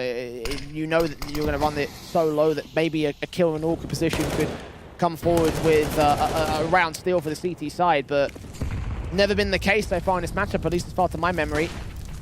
Galil out for Nafani, avoids the player in the ladder room. Frozen, not a known entity to Gambit just yet. He could insert himself into this line. Oh, timing. Can he catch off the AWP bar? Shiro looking up, but the AWP is going to fall. Frozen needs to follow up, and he does indeed. Big kill on Hobbit, switches out to the AWP himself, and Dexter gets Nafani with an awkward spray. Axel trades it, but he's dead to right, and Intercept to clutch it again. This time a 1v4 with T-side weapons being picked up. Taps forward, AKs in hand, AWP leaning closer. Spray forward on the short presence, looks towards BMAS as well, towards apartments, and now he's just got too many angles to watch for. They peak together. What a round from Mousesports. And I'm just thinking to myself, I know the rounds are slightly different, but oh yeah, by the way, that's payback to what happened on Inferno. Remember when Nafani got away with an eco? We might have had a couple of saved-in weapons, but that was 3 USPs in that round. Frozen again becoming the man to step up for his side. 3 frags. And FAMAS doing tons of work here. You can watch it again. Shiro, the first player to fall. Hobbit, the second man. So the third kill from his own part. The backline's dealing with Axel as the bomb was just getting planted. So awkward angles for Gambit. And again, Mousesports with a steal. And where is Hobbit is now the question I'm asking myself. Second highest fragger in the first map. First highest rated flagger in the second map. He's 0-8 here on Mirage. Very inconsistent series, this one, I've noticed, from both Mousesports and Gambit. Both teams going ham in the first map, Mousesports slipping off in the second, now Gambit having players like Hobbit who have fallen off the edge of a cliff. Axel still going. Shiro's getting swarmed up. Tagged up in this particular round, however, with the AWP in hand. Another force buyback for Gambit. Slow and steady for the T side, walking up to their defaults in apps. Dexter just playing a bit of a crossfire. Might even see a jump spot coming through just to get the bait that they aren't playing anyone in the balcony corner. Frozen has looked back there. Molotov's in, catch the spray, good kill on the first, not quite the second. Axel turns it around, but Frozen's still there for the trade back, and Shiro still in play at 19 points of health. He's hoping for someone to over-aggress here as his teammates just pour out of the apartments, and Frozen gets another kill in on Inters. Shiro down to 6 with the HEs. Finally trying to walk out towards short, get some sort of contact play, some sort of recovery play in. The AWP desperate for something to go his way for Mousesports. Holds his angle. Nothing's given. Oh my goodness, they're being so patient, aren't they? They're thinking to themselves, we'll wait for this bomb down to go cross because the AWP is still holding. Now he has to cross, smoked off. Down to the apartments. Shiro, where does he go with this? Again, 6 points of HP. He can't be too aggressive. He's got to rest a lot on Nafani to hold the round together. All 3 coming in from market. Short's been cleared. Apartments being watched. But both these players got to turn their attention towards. If Nafani goes down, Shiro has too much to handle on 6 points of health. AK set and ready. Drops freaking out. Oh, Nafani couldn't react towards it. That's all important. Obscene, good shot for Shiro on the first player. Now got to go thermonuclear, and it's just not going to happen. Defuse landed. 6 for Mousesports. Yeah, Mousesports really showing up here on CT, and what I like in that situation is they slow it right down. They know they've had so many positions in which they've given up 3v1 advantages. This time around, slow the whole round down. Allow the CTs to just come in towards the side. Gambit start getting a little bit uncomfortable. And am I reading this right? They've got 1 tactical remaining, Jay. We're going into round 9. Yeah, it's not been the start the Gambit wanted, and they put a lot behind trying to recover it. 3rd tactical called in by the Russians, and you can see a level of despondency on their faces. I know it's very early doors, but that is a very, very stressed man on your screens. Gambit.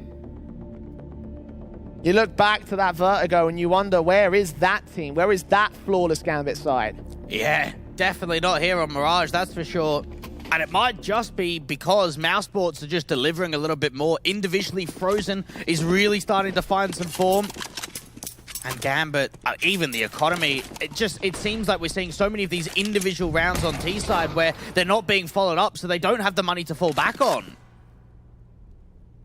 Doesn't help that certain players are still not going. Hobbit's still yet to frag. Double AWP set up in for Mousesports with a pistol eco, an upgrade pistol eco for Gambit. No utility in towards this A site. Could dive out of the Palace. That might be their best bet to get a bomb plant in this. Nafani has seen, I think, Dexter, or at least is going to try bait in the information towards him. Shot doesn't connect. Dexter knows what's going on. I don't see Dexter on the AWP too often, but just trying to get an info play out from the apartments, looking to try and catch off the straggler because it's all a fake. Taps through, damage done, nades already in. Frozen gets the kill. Opens things up at last with 60 seconds left on the clock. AWP in for a core. Does not line up those 2 players. Doesn't matter. Core and Bemis do those frags appropriate. Look back towards the Palace entrance, but Inters is holding from him and Shiro tagged up. Now just Shiro all alone. Looking for exit the best. Definitely will not get this round. I thought they were trying to go for a knife there, but no, USP pulled out instead of Bemis running out of ammo. They're looking happy though. Mousesports, they seem very encouraged at this start. They look like a much more reformed team by comparison to map 2. Yeah, it's good to see the smiles. Good to see that they're quite cheerful because, well, you should be. 7-3 up on Mirage to try and get this series over the line. Try and get this final map over the line. As for Gambit, I now start wondering to myself, like, at what point do you use the last tactical timeout? Because you might need it at a very important stage. Imagining you probably use it. That's difficult to say, actually. I was going to say maybe use it relatively soon, but even then, like, is that really going to make a difference at this moment? Is there going to be something you want to hold on to the CT side with? Mousesports on their way up into the mid-control core, and Rops Nafani gets his kill in. AWP looking back down range, can't get the kill towards the man. 12 HP, it's a start for Gambit. They broke away the mid-segment there from Mousesports. Gambit just getting away with Nafani getting the opening kill, only getting tagged down to 12 HP. And now the B-side execution, but another good rotate. A core can come quickly in from Market. Going back towards CT instead, though. Frozen's boosted up here towards the B site, so the linchpin player, Dexter, AWP at contact. Flashbang being seen, not catching anyone. Molotov out, and Axar falls next. 4 versus 4. Dexter does not land that second kill, but will incendiary the left-hand side. Frozen not detected, waiting and baiting for a bomb plant to be attempted. Smokes down as Dexter draws all the attention towards him. Will they check the corner? BMAS gets caught, and Frozen gets 2. Dropping the bomb. AK trying to trade it back for Nafani, but the spray's so awkward for him. Another triple for the AUG as Frozen gets to 17 kills in this matchup, and Inters up to clutch. And what does he do in this situation? 1v3, we've seen him in clutches before, but this time around, he doesn't even have the bomb. Being watched here by a core's position. Oh, the jumps, giving up all the information to where he is. Then a core holds ready and holds firm to get the 8th and the CT half for Mousesports. How do you compare the pair? Frozen not being checked out towards the ninja position. 17 kills and 4 deaths for the man. While Hobbit on the other side is 0-11 in their first game in Cologne. How has this happened? We talked about the importance of this series as well for Gambit to be able to set themselves up on a group stage victory. It felt like Mousesports were right for the picking. And for the world's #1 to fall in the first match of the group stage, what a shocker to open up in our first series of the day. Not official just yet, but the way this is going is getting there. And if you're a Gambit fan, it's time to be concerned. Dexter, even with this AWP, is just providing just safety, that extra cover out to the B side. Bit of a hole in from window. Rops has got to keep eyes through. Oh, just missed the pixel, just missed the timing. Getting caught by Hobbit. All important frag to start things off, but where can he go from here with it? He's looking in from jungle. The AWP Dexter catches the farming in from mid instead. It's a 4 versus 4 situation. Bemis just getting re-smoked out towards ramp, holding a little bit of an off angle towards a walkout from Palace, but he's still staying around. I think there might be a slight gap in that smoke. Bemis got to be careful. They've walked out. Axel taps through the legal AWP in. Good shot from McCaw, connecting another fantastic frag. He really has woken up as well. You mentioned he's had a bit of a nightmare in this series in the first couple of maps. Here for map 3, he looks perfectly fine. Yeah, he does. Even Dexter just getting the info, knows that there's a player out to jungle now. Back towards back to positions. There, UG burst fire from Frozen, denies the bomb plant for a moment. It's traded by Hobbit, however. The AWP still set in, seeing them coming back down. Nade towards Shiro's position should do some damage. Shot's not landing for the AWP, unfortunately, so we cannot get the kill in time.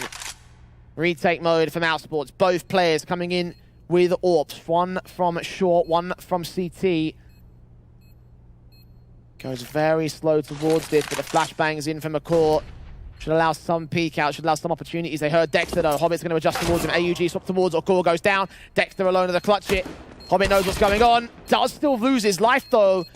Now it's all on Shiro to defend the site itself. Time is way too far tick for Dexter though. Got to get the full 5-second defuse to stick the whole thing. Smoke going down. Swing for Shiro. Gets the round. Oh, that nade was so damn close, but it just not close enough. Shiro is going to be able to escape with the M4. And for Gambit, they escape with an eco-round victory. All important at that. Finally, something going a bit right here for Gambit. 3 rounds left and a half to try and make up the difference that Mousesports have put themselves up on. They already have the half itself, and it's an all-important round for them to take there. Rebuy will, of course, be seen by Mousesports. This time, double AWPs on Ropson, of course, as opposed to Dexter in the court.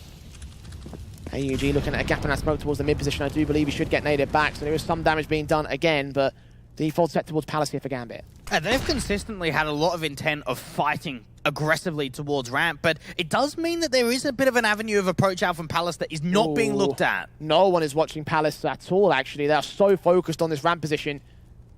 The AWP of Rops ready alongside the AK, and look at Axel, just walk straight in, finds Frozen, and now they've got to adjust towards it. M4 starts swinging, Hobbit does go down for 1. Now the AWP can look out from the center of the site. Nade towards the position. BMAS tag. Nafani comes up. Still from Doc. They've walked out of Palace at last. 4 versus 3 scenario. Mousesports have conceded the site. Now, there is a bit of a backstab coming through from Dexter, but just a massive lack of information in that round. A walk set up out from Palace and from Connector, and Mousesports just get caught completely off guard. And a big gap for Gambit to punch through. McCaw hoping that he can find someone from CT. Axel could, in theory, wrap around.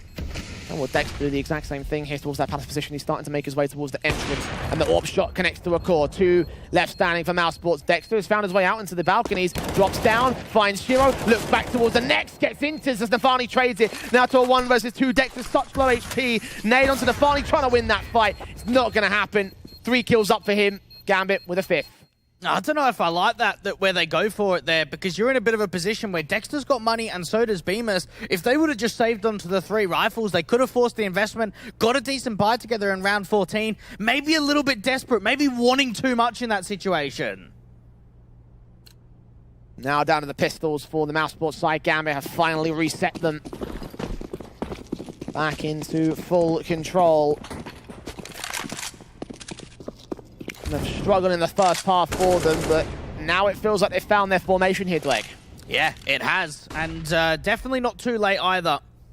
Gambit, still, even in this round, even though you're up against an eco, you don't really want to give too many positive kills, too many opening chances up to Mousesports.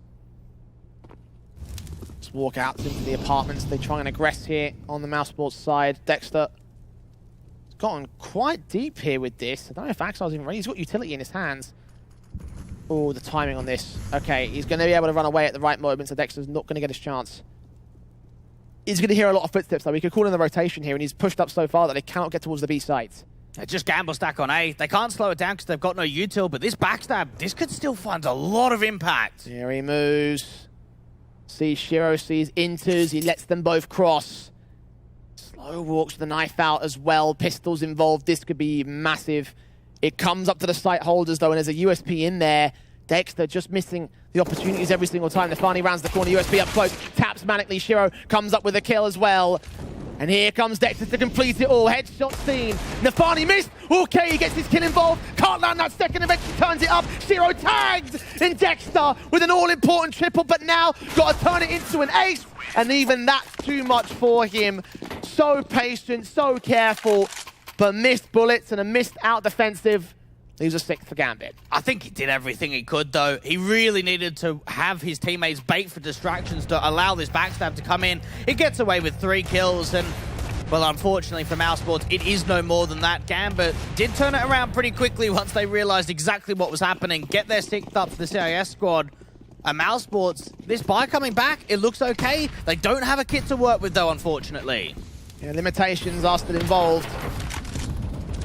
Round 15, however, it's got to be a full-on force-up, no matter what goes on. AK for Nafani, very awkward spray, does get a second chance, but does get traded by Frozen, the same thing, so 4 versus 4. He's been great over towards this B site. Really been one to just hold and get as many multi-frags, a core even dealing with Hobbit, so this gives the man advantage back over to Mouse. Rounds coming in for Gambit. Pushing up here in the A site. B-Mass is the only real defender. He has got a player out towards the connector control who could hold out for him and could rotate very quickly, but if they just dry face, then B-Mass has got nothing that he can do. Oh, they've heard the scope. They know what's going on. Second player rotating as well for a core into the CT spawn position. Molotov's down, and that will draw the attention of Rops and everything. Molotov in the back lines, great flash in. Axel still gets the kill. 3 versus 3 as Rops looks back in the back lines, but still can't catch up a frag. They're going to back off a little bit here to the CT side. And the core gets flashed as well, so they're trying to make their way in, but such little breathing room, such little opportunities. The top con smoke does not connect either. All sorts of awkward smokes being thrown out there by the T side line, but they do force them back. Shiro drops though, and he drops the bomb with it. They've got to take some more fights. They're running out of time. And the nade goes down out from jungle. They've got to find the connection out towards stairs. They swing together onto Robson's position. Get that trade back now out towards CT. The AWP is going to get Mouse up to 9. And that just holds an advantage in the half at a 3-round deficit. Gambit not with the start that they wanted, but they have a chance to turn it around in the second half after the break.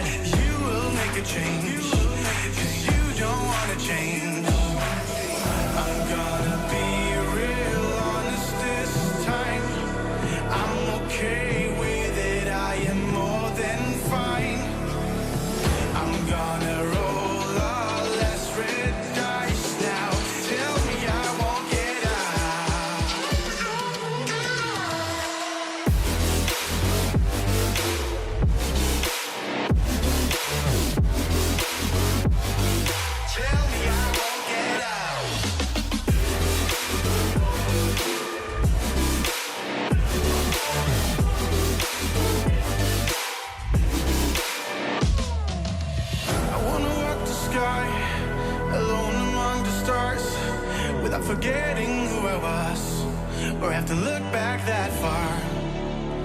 And I don't want to forget who. And are you just fucking around in my mind one last time? I'm gonna be real honest this time. I'm okay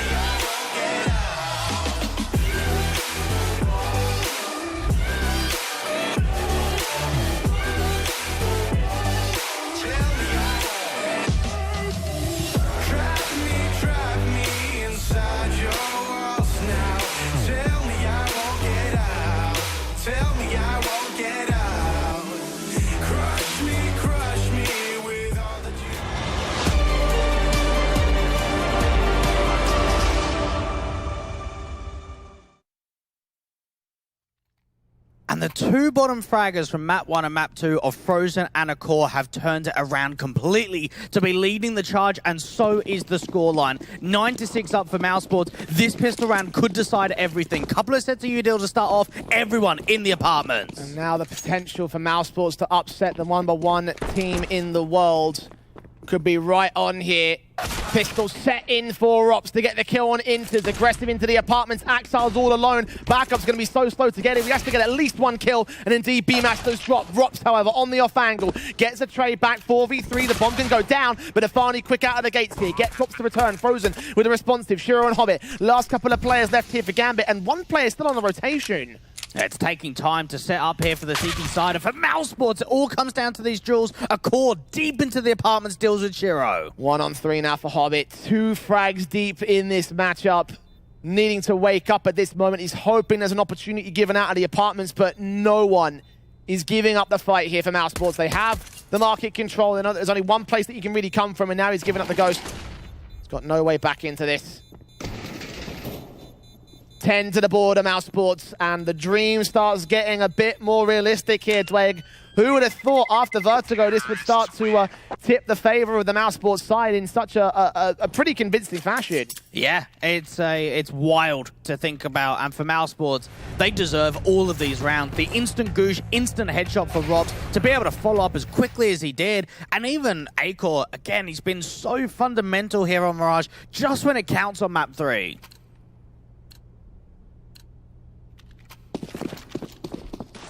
Galil's in, AK's out. Forced invest, of course, for Gambit will also be in with the 3 Deagles, SMG and a Scout. Smokes down. Tries Shiro away with the Scout involved as well. Looking into the A site potentially. It's mid-control established by Mousesports and only one player to defend B side. If they go for the set piece now, he's going to get overwhelmed. If they go for the set piece now, the round is done pretty much. Mousesports have just got to deal with one. At least the rotations come in. Style does catch B-Mass. Dexter there with a responsive. Shiro looking onto short control and expecting there to be a T-side face. There is one man inbound. Flashes out, will force him away. You smoke in with the bomb plant. Akor does catch the Fadi as well towards the late mid lurk. So, man advantage for Mousesports, so the bomb does get planted and Gambit gonna save. I wonder how much of a hunt there really is. Akor has obviously been trying to cut off rotations out from mid, but there's no more catching to happen because they're just falling back to save on the A side. Conceding 11 now, Mousesports.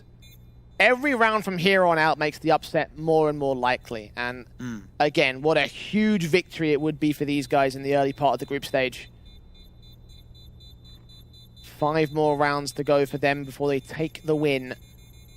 Gambit. There's got to be an eco here. No money for them. Save weapons will allow at least a little bit of a bonus coming up to this, but they're looking towards guns in round 19. That's got to be where they take the win. And just for Gambit, they've been so flawless recently. We know in the RMR, the only loss that they took was in the grand final against Navi. Blast Premier's spring final, didn't even drop a single series there. IEM Summer, though, we did see them going down to Vitality in the upper bracket semi-final, but then the return was there. Then they rode the lower bracket all the way off to the playoffs and won that event. And now you start looking here and thinking, are we going to have another situation in which, in another IEM event, they go into the lower bracket? Was the Vitality game at the first round of the group stage, or? It was after the best of ones. It was the first best of 3. Okay, so that would have been in the semi-finals of the group stage. That's so right, upper bracket semis. Yeah, so not quite in this stage of the tournament. It would be the next round. So for Gambit, they still haven't lost in the first round of the group stage, and for Mousesports, that will still be a head to take. AK's in, Galil's out, Deagles and a Scout, of course, still on the Gambit, forced back. Mousesports. Everything to play with at the moment, and Mirage is their playground. Gambit, what are they going to do to respond towards it? Is it just looking to the rifles here for the next one? Like, what can these Deagles do? Well, they can at least recover the situation in terms of being able to somehow get a T-side weapon, hold on to it, and just keep tempo up. Make sure that even in this sort of throwaway round, quote-unquote, that you are still having some impact. You are still making it competitive. And just try and drive that economy down in the dumps as best you can to Mousesports. Dexter walking up here for the connector control. He's got 2 teammates. Short behind him as well, Hobbit.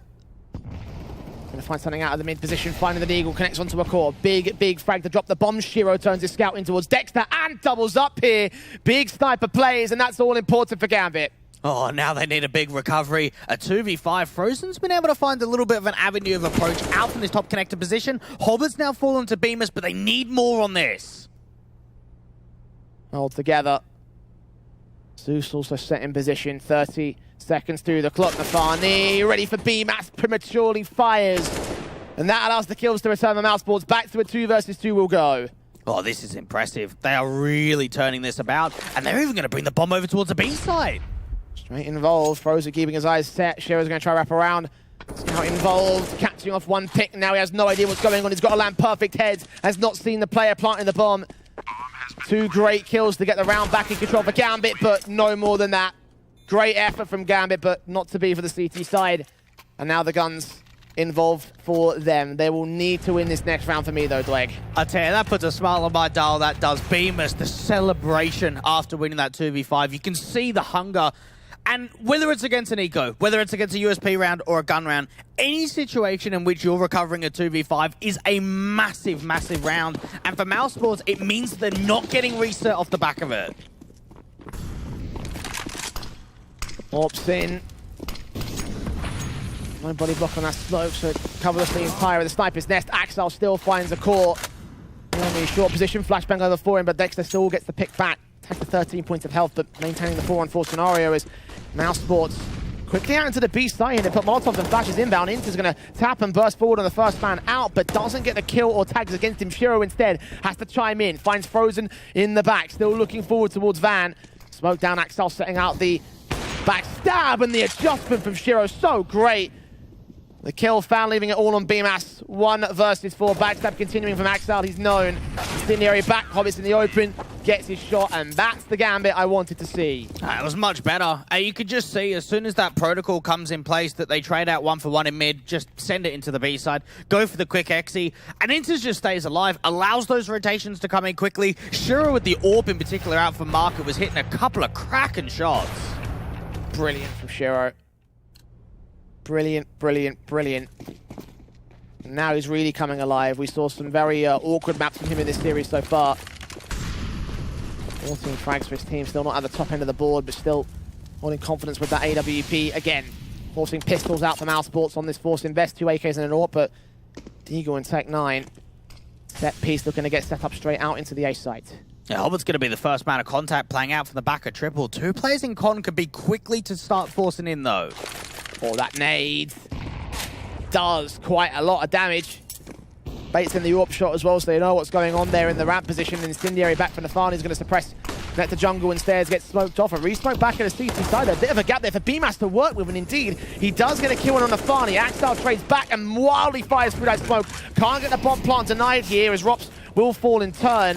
Dexter on 11 HP though, needs his teammates to Frozen in the core to step up. They need to try and take some map control though, because there's 3v4. They need to give themselves an advantage somehow. Aggressive at bench. Will Hobbit read this position? And we're so focused on the site that he completely avoids Dexter. No, Dexter gives up the angle, gives up the fight. Molotov in. Frozen forced out into the open, as is a core. Looking into the back, flash involved, gets his shot. No, he doesn't. Frozen goes down for it. It's absolute chaos for the CT side, but they just about come up with that kill. For a moment, you thought a core had a window, but still missed his shots. Misses the round. Good utility usage there for Gambit, just to try and force him off angle with that flash, just make it really, really difficult for him to just continuing to follow up. 8 on the board now for the Russians, and for Gambit, this could now be the start, because for Mousesports, it was a force buy in the last round. They got a couple of kills, they got a bomb down, but in terms of investment going into round 21, it's very, very limited.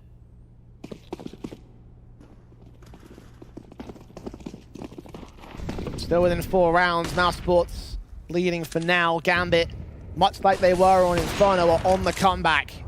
Shiro, right down to the first.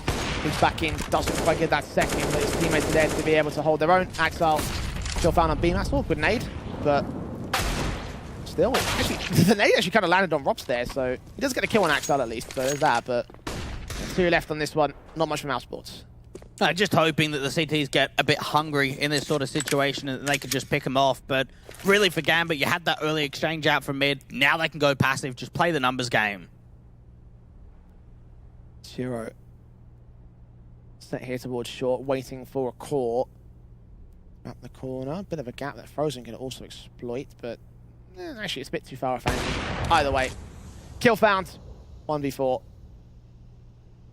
Gambit will make their way up to 9 on the CT board. Mousesports, so confident with the pistol and conversions going their way, but we're back to the 3-round deficit that we were at the start of the half. Yeah, Frozen has found a little bit of a gap in the defense here from the City side. So there could be a way in which he just wraps into market. You're about to make me look very silly. You're already calling the round at 3 rounds of the difference. No, okay, Stefani. Finds the back of CT, swings back at the right moment, and holds the round together. Gambit forcing the first tactical timeout for Mousesports, which is, I think, a very contrasting little statement there, because Gambit have already used all 4 of their tags. Mousesports only now getting their chance of getting the reason to use their first. But that's because they still have a chance to take it away from Gambit if they can win this gun round. Well, they just haven't been pressured. They haven't needed to take that mental reset. It's only now that Gambit are starting to find some movement here on CT. They're starting to build up a little bit of a bank on this City side too. But for Mousesports, they definitely still are the better team out here on Mirage. It all just comes down to breaking the momentum of Gambit and making sure this streak doesn't extend into anything crazy.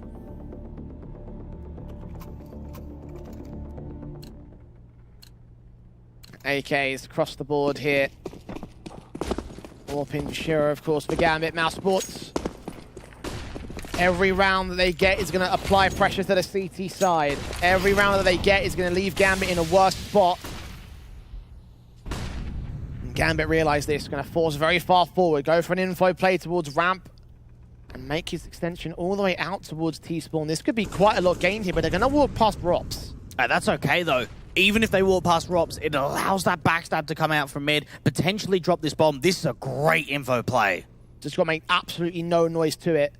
If they make a sound, the teams are going to know what's going on, and Nafani's going to break away, look back towards that Palace position. Both players have covered it off. Hobbit's got so much to get out of this. Rops has a knife out, chance of the kill, big opener, and now we turn our attention to the AK. Still slow walking. Starting to swing back. He's let a core get away, though. Just trying to run the clock, play the 5v4, bit of a gap in that smoke, and Nafani even just working through. Axel not even needed just yet. Hobbit's not even needed, apparently. More kills into the sprays, back through the smoke. VMAS is now dead. Frozen and a core. Not checked. Hobbit burst fire, gets his kill. A core can trade it, but 4 more to find. It's not going to happen. 10 to the board. Gambit 2 away from equalizing. Big just gap left completely undetected. And for Rops, just with his knife out, just not expecting the play at all. It's silent, it's deadly, no one's keeping eyes out from ramp. And even with that, it's a bit of misdirection because they see that backstab coming in for Palace and then they don't realize there's another backstab up from top mid of Hobbit. Half by force back on the Mousesports camp. No choice but to do so. They've got a little bit of loss bonus to work with, obviously on max. So this should allow a buyer to come forward in full for round 24. But for Gambit, this can be an 11th round for them. Again, trying to go up to equalizing against Mousesports. This long road back into this map up. They struggle to do so over on Inferno. Again, a lot of parallels between Mirage and Inferno. Will the parallel to the 16-14 come to fruition? Will Mousesports steal this series away? Well, this will not be the chance for them to get up to that position again. They are just got a scout. They'll set up with a basic sort of half buy. They do tag Shiro up, and actually Rops gets the opening kill. I don't see that very often at all. Boost coming up over the ramp position, getting a little bit of a high advantage over the AWP, but a little bit of a sneak coming through for Bemis. They need more than that. It's good to be able to get the opening kill, but they need to be able to try and find a little bit of a follow-up. 60 seconds to do so. Now rotating away. Trade was there as well from CT side, so a 1-for-1. No man advantage, leaving Gambit on a slight advantage of their own right. Again, they've got the better weapons, they've got the better setup. I could see a bit of a way in towards his short position, try and get at least a boost up towards window, try and see if they could just slow down these rotates. Nafani, oh, he misses the timing, he doesn't see anything. 30 seconds for Mousesports, they're making a bit of noise out here.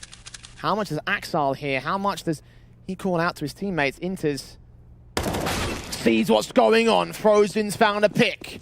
Man advantage for Mousesports now. It will suppress the bomb plant, at least with that Molotov for a moment. It does go down, actually. It lands a bit too far out. They can't open the wall. Short Axar with 2 picks. No info on the player towards the corner play, and of course, going to get overwhelmed, so it's all BMAS. Deagle in hand. The bomb planted out in the open for him. Smoke into position. Sees one player swinging out, but Nafani lands his damage. Teammate coming in from the back lines, and in the end, Hobbit secure the pick to maintain it for Gambit. It was just a no-respect style, really, on that retake. Rather than just keeping it very quiet, keeping it very slow, waiting for people to get into position and allowing Mouse to get comfortable on the side, they just get really aggressive. They force forward out from market door, out from market window, and they're just taking as many fights as they can instantly. Mousesports being pressured again by Gambit. Maybe that tactical pause or the second tactical pause can be utilized at this stage. Worth it to try and do so here. The buybacks involved for this next round. Maybe the round afterwards is where they'll start to think about taking a knee. Orb in, Vishiro nades up towards top mid. Does that catch them? I think it was timed well. It actually only catches BMAS for 87, so not a massive amount. And there's a gap to work with in this smoke. Just try and create a bit of an opportunity, but for Mousesports, not really giving too much contact out from that mid position. Instead, it's actually Dexter on the lurk out from underpass that deals with an overly aggressive Axel. Big frag. And waiting for more aggression from the CT forces. Hobbit in particular here towards ramp. A few feet away from giving up position towards Frozen. The AK looks above the arches. Can't see the foot of the man. 2 more players will come in for the swing. It's a Orb of the core, BMAS with the bomb on his back. Hobbit gets that kill. Nade involved to do some damage. Stefani comes up to support it with the AK. Akor turns it back to a 3 versus 3, but now he's got to grab that bomb and try pushing alongside Rops.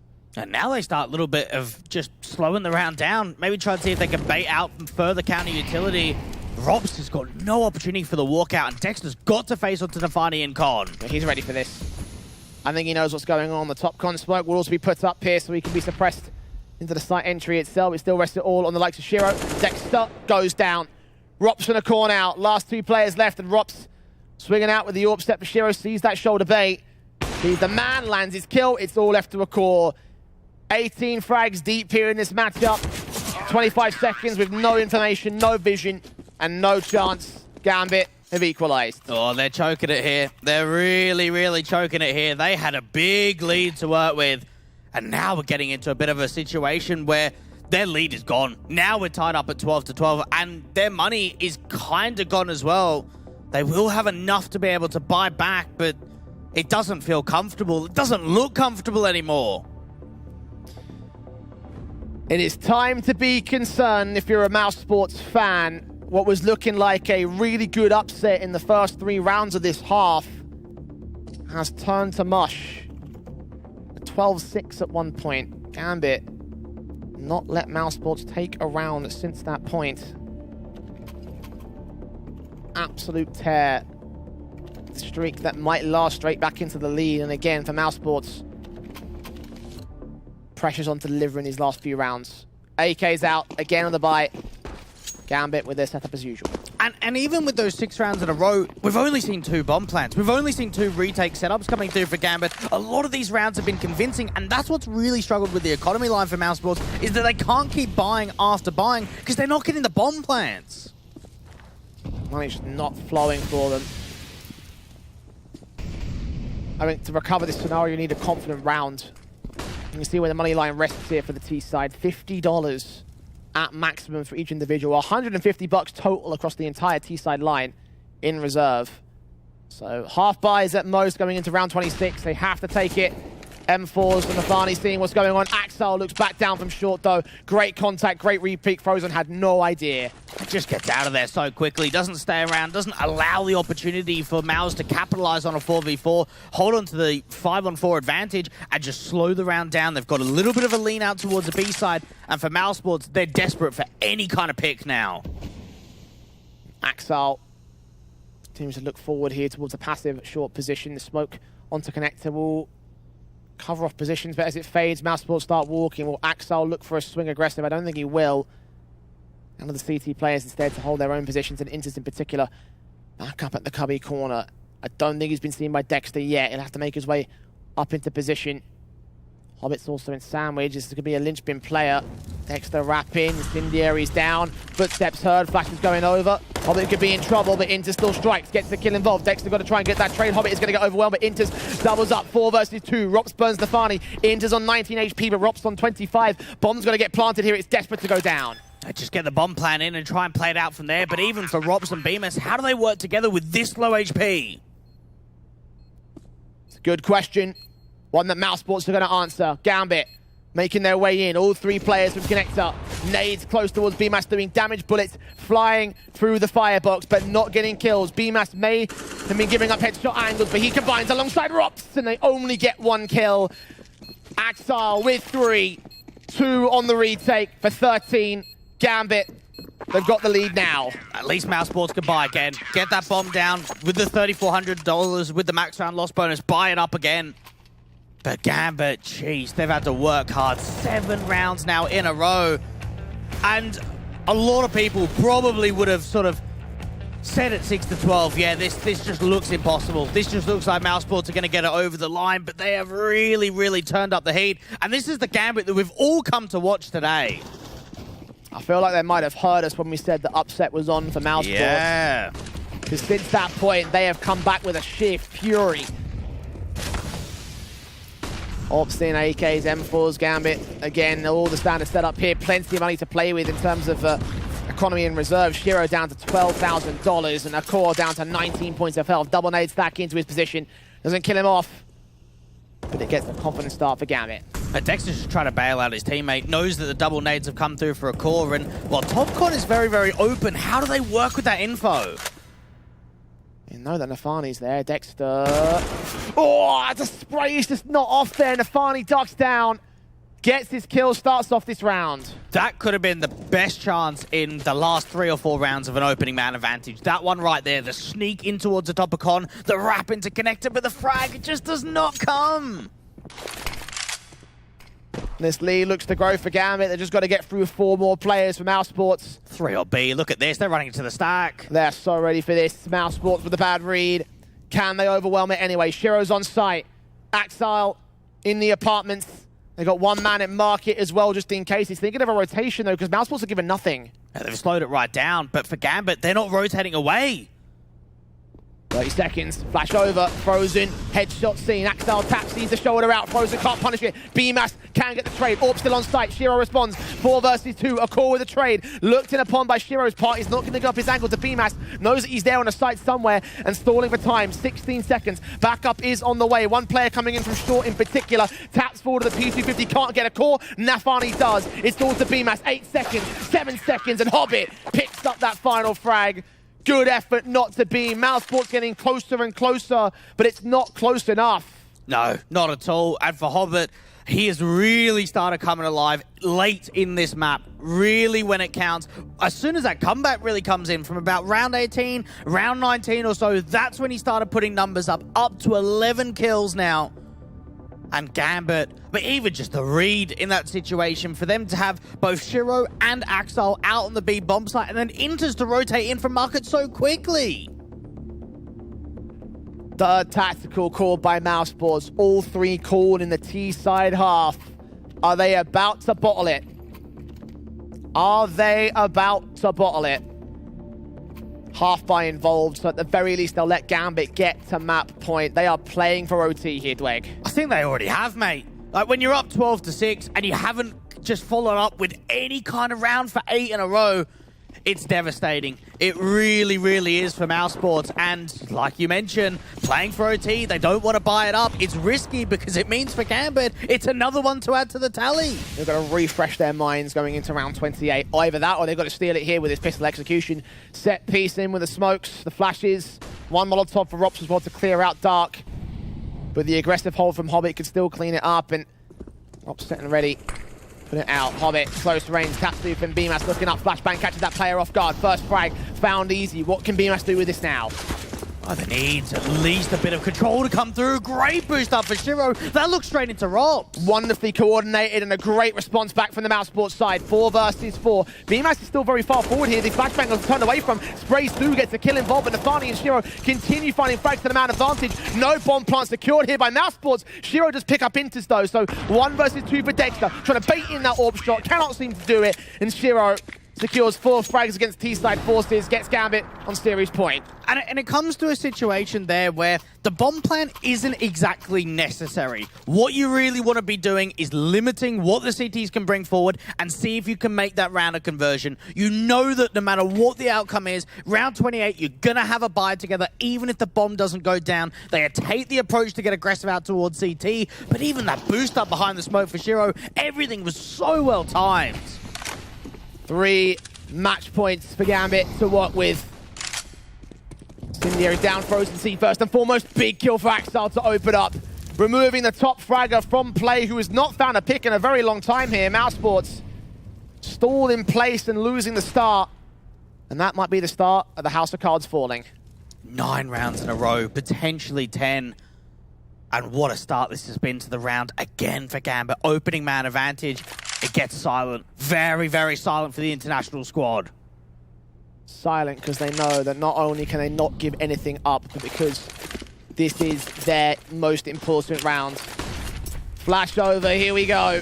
Hobbit in sandwich. Backups on the way towards CT. M4 takes its fight, drops BMAS. Looks back in towards Dexter, doubles up, can't make it the triple, but Rops is there to trade it. A cause on 100 HP though, Rops on 15, dead to a nade, and Axel swings back, gets it to 16-12, and a 2-1 series to recover for Gambit as they take their fin in the group stage. Oh, they're the smiles we want to see. What a recovery from 12-16 down, Jay. They get it over the line, and Mousesports, it's disappointing, it's upsetting. It was always going to be a tough task for them though. They fought at the final hole, they gave it the college try, but it was not to be today.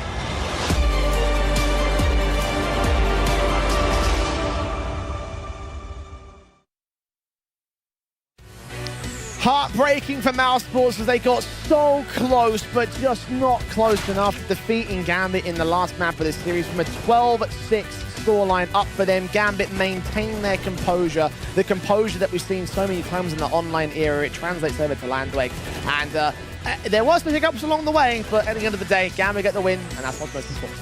Yeah, 2-1 series coming through for Lambert, really being able to show what they could do on LAN. And even in that situation, for Mousesports, I don't know how discouraged you can be being up 12-6 and not quite closing, because it really did seem like for the Russians, they turned it up and they weren't slowing down. Absolutely, and especially in that second half, man, Gambit had an absolute, lights out showing from several players. Obviously, we did see some individuals like Hobbit that was slowed down in the first half, really got going, and you could see how confident they were looking in this CT side. And in a lot of these highlights, you're probably looking at some of these faces and thinking to yourself, man, that was a really good showing from the Gambit side, and rightfully so, because they had some absolutely amazing rounds as individuals and as a team. So I look towards them, and I think they were the right winners overall. Again, it was a bit of a hiccup over the course of that map up, and for a moment we did think that Mousesports could steal it, but I think the right team has won today. Yeah, and for Mousesports, they did play well. They really showed us in the series in the first map, maybe not so much in the second, but even on the third, that they've got a very, very competent team that can play at this kind of a level. Just came to closing was a little bit of a difficult factor. Indeed, yes, and I wanted to sort of expand on that a little bit more. What do you think were the deeper-rooted problems in that respect? Well, it doesn't just go one way. It does go both. I think Gambit really stepped it up a notch and they started finding some good consistency. But for Mousesports, it just seemed like they hit a brick wall, and they were trying adaptations, they were trying things differently, but nothing was really working. Man advantages just didn't seem to come out of nowhere, and players just got quiet. Like Frozen is an example, really great performance that first half out on the B side. Where was he on T side? Exactly. I think it was started 24 frags for like 6 rounds or so, something along those lines. I have to go back and check the VOD itself, but it's like, if you're looking at numbers like that and you're looking at performances like that to dip off towards the second half, that's where the issues really, I think, you look at for Mousesports and you say that was part of the main problem. And I'm not just highlighting Frozen as an individual just to put the blame on him, because there was some numbers like that from a lot of players involved in this Mousesports side. So that's a punishment that Gambit can take very easly, I think. And I don't think it was complacency, because I know that Dexter's not that kind of in-game leader to overlook any team, especially when you're in a lead. But it just seemed like they were in a bit of a choke. They got into a position where it was uncomfortable, they couldn't find a way out, and they never found a way out. Indeed, and ultimately that ends up leading towards their demise. In terms of the Gambit side, though, I want to talk about MVPs for the map and the series. For me, I'm going to pick Axile as my MVP for this particular map up, just because I feel like he was the guy that I think held the most together, especially when it came to the CT side. The way he was always pressing forward and finding opening picks to set Gambit up. That's my pick for Mirage. Yeah, it's a safe pick. I think Axile was a really great and competent player. And when you look at everyone, he was probably the most on all 3 maps of the series. Like Hobbit was really good at map 1, showed the dominance on map 2, got quiet on map 3, where for Axile, he's there, he delivers, he does it all the time. What about MVP for the series, Blake? Yeah, for the series, I think Axile. Probably, it's between him and Shiro, because while the AWPs weren't really that prevalent over the course of the entire series, Shiro was finding impact even when the AWP wasn't in his hands. That could not be said for someone like a Core. Well, at the end of the day, no matter who the MVP is, Gambit come out with the win, and that's what's most important for them. So we'll update you on how the bracket looks off the back of our first 2 series of the day. We do know that Liquid and NIP were taking each other on, and it was NIP that came out on top. I hear the third map was very one-sided, Blake, even though the first one was pretty close on a overtime performance, but they'll be taking on the Gambit side, and with NIP, of course, looking refreshed with the new signings and everything, and obviously the additions of new players from the Academy side, all sorts of shifts going on in that roster. I'm curious to see what they'll do against Gambit. Honestly, it just seems like all the European teams are just doing really, really well here. For Liquid to go up a map in the series on NIP's map pick and then just get destroyed in map 2 and map 3 doesn't bode all too well for the Americans, who will be playing up against the international squad. And I think that could be a bit more of a closer competition, I think, overall. I look at Mousesports on that particular matchup, and I think that might be their way to survive, but we have talked about how their early drops in some of these brackets have led to some less than desirable performances here at the Intel Extreme Masters. So do you think there's much hope now for Mousesports coming forward? Yeah, I think so. For Liquid, especially if they play the way that they did against NIP, Mousesports have got a chance of creating that lower bracket run, but it's always difficult, especially the first round of the lower bracket, because you can't afford to have any more losses. Otherwise, well, goodbye, you're out of this one. Absolutely, and there are some concerns for the Mousesports side. Again, we've talked about the idea of how important the opening match is for them, but it was always going to be a hard graft for them, and indeed, again, they gave it their best effort. It just wasn't to end up being, as it's 2-1 to Gambit in our first best of 3 of the day. day, and we look towards our second one, where we take a look at more CIS action. Virtuspro are up in action against the Germans of the Big Clan after this very short break, so do not go anywhere, because the B-Stream action rolls on here with IEM Cologne.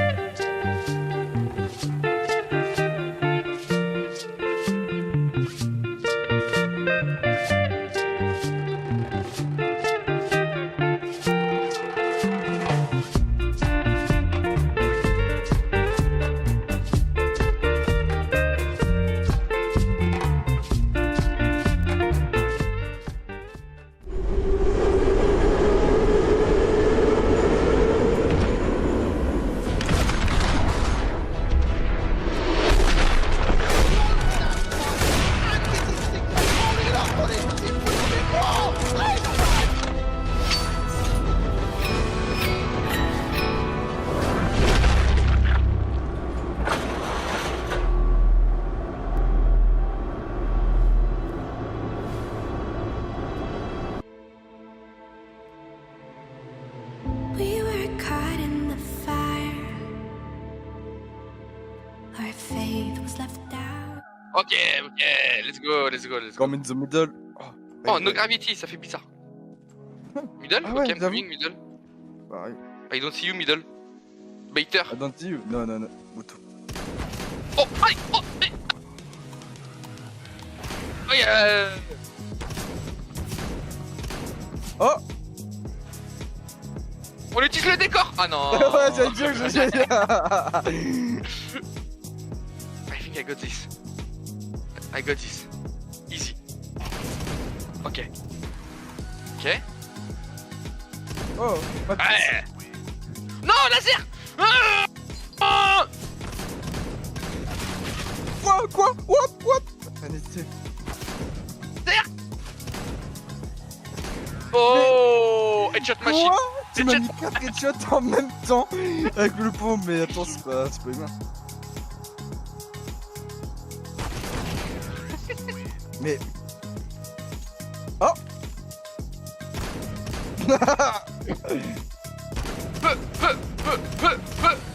Toujours on n'a pas le même pompe. Oh là là. T'as de la chance qu'il y a des obstacles entre nous. Oula. J'ai failli me le prendre. Non mais... Oh là là. I'm really too good at the shotgun. Where are you, Zibou? This guy is cheating. Non, laser. Non. Yes, yeah. Ah. Oh non. Coming. Non mais on n'a pas la même arme. On n'a pas du... Oh. Oh. Voilà, Nice. Kitia en fait. Good job. Kitia. Ouais, let's go. Out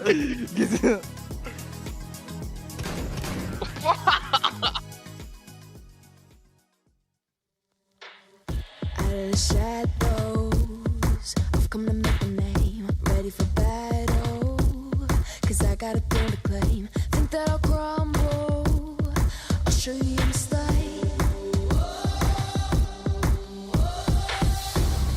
Where you see me coming, better run for cover, 'cause I'm not soaring and I'm never going under. I survived the pain, I know it made me stronger. So meet the monster I came to conquer.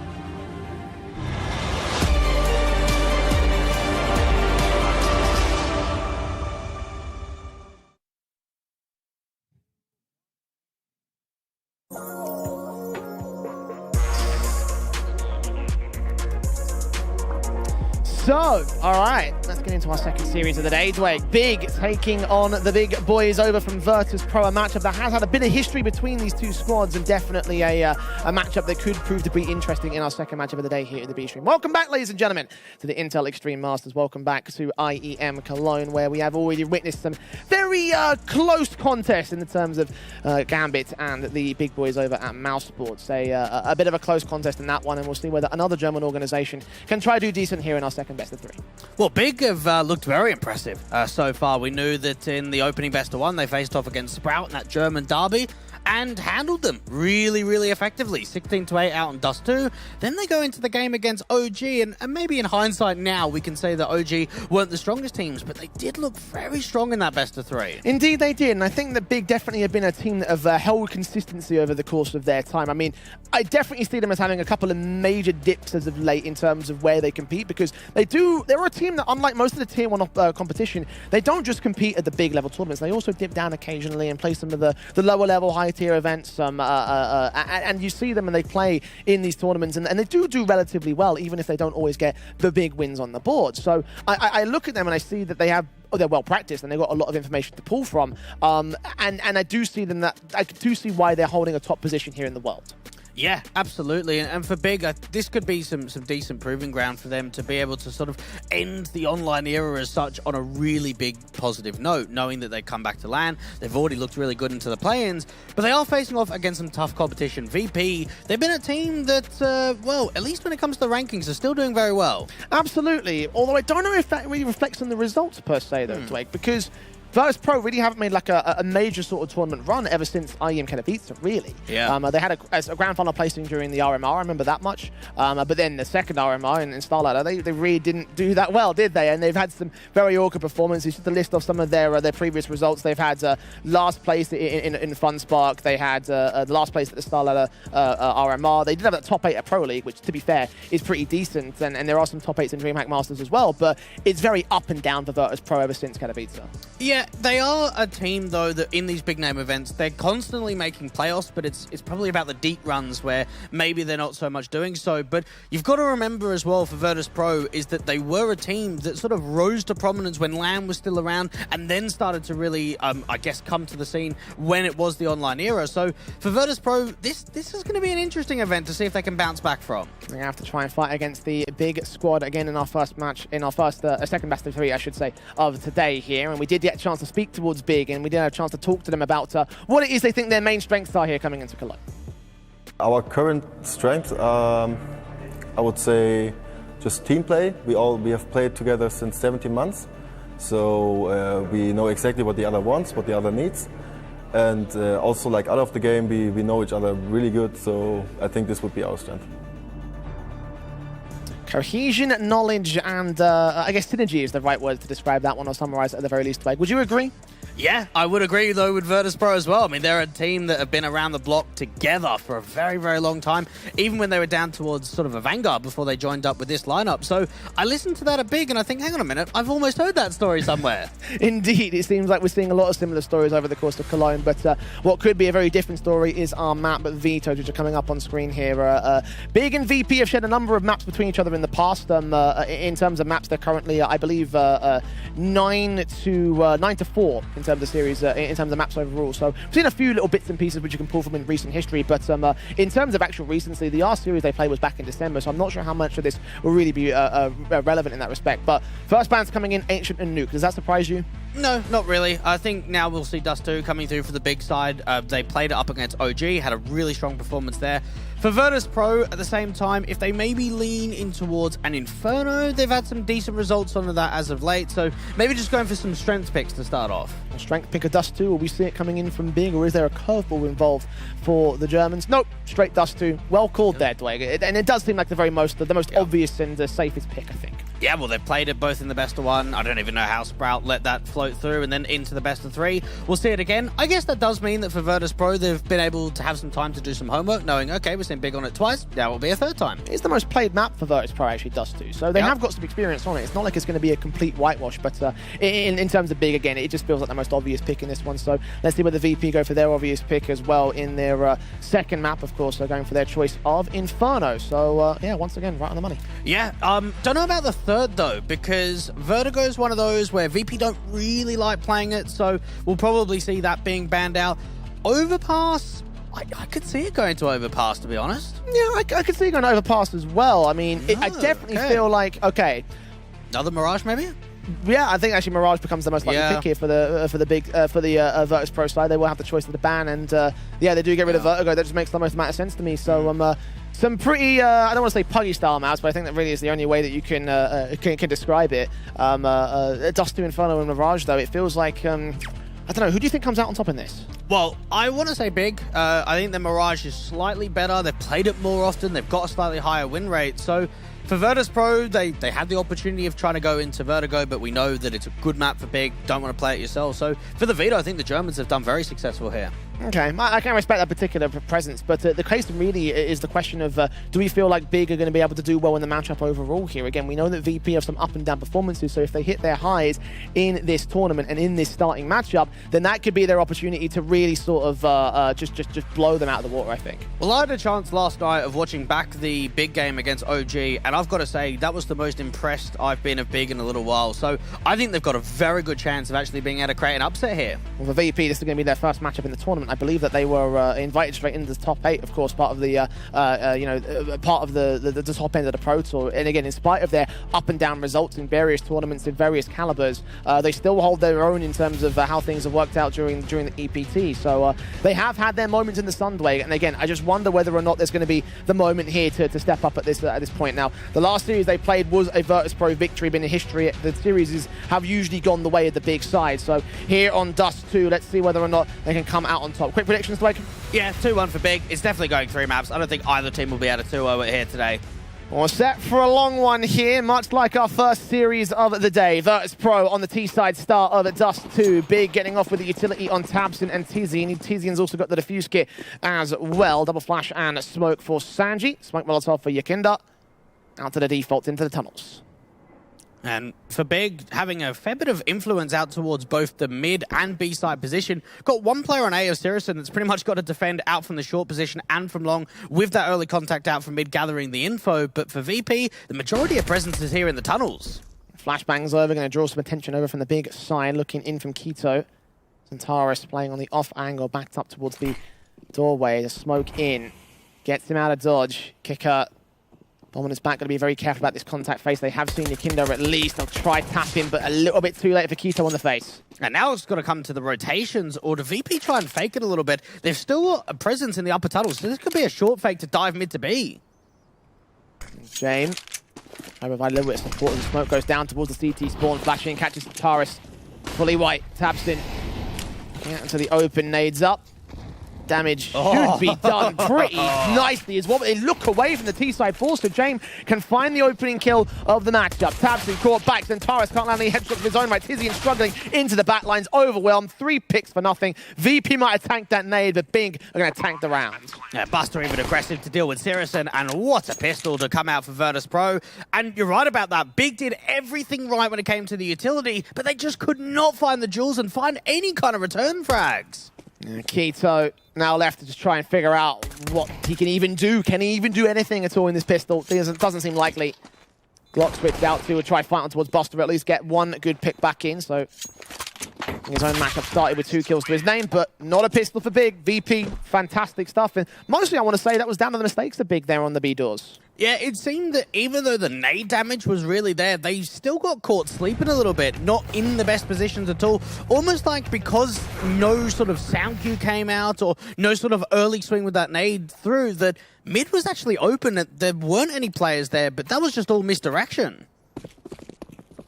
VP get themselves going first and foremost. AKs, Galils, Mac 10 in for Yakinda and the Deagles.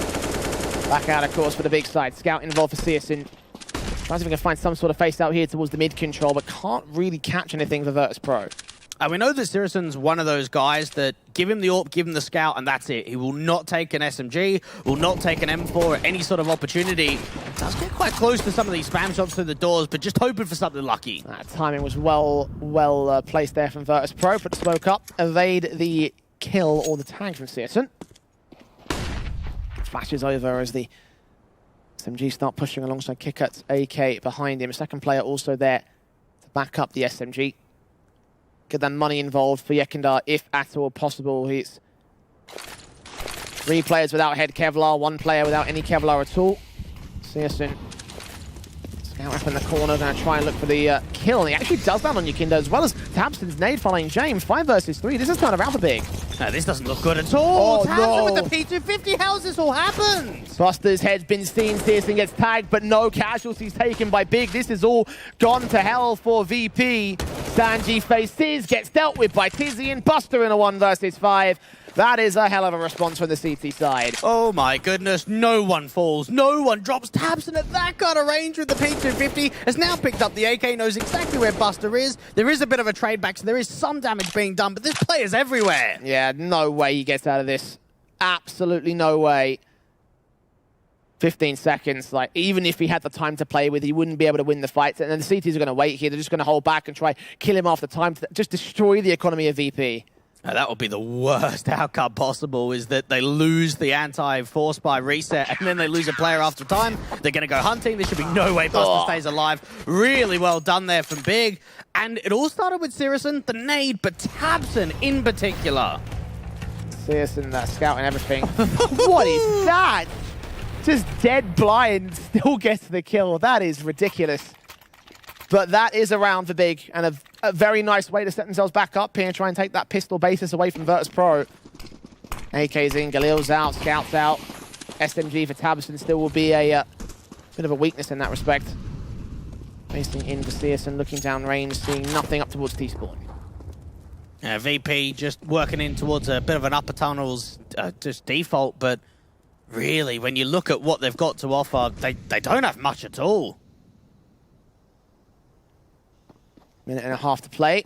Virtuspro slowly into the tunnel's entrances and being very passionate about this, knowing that they could, in theory, steal something away from Big, but obviously their chances are very slim and get away with a HP disadvantage. They do get a dink off in his scene at least, so there is that.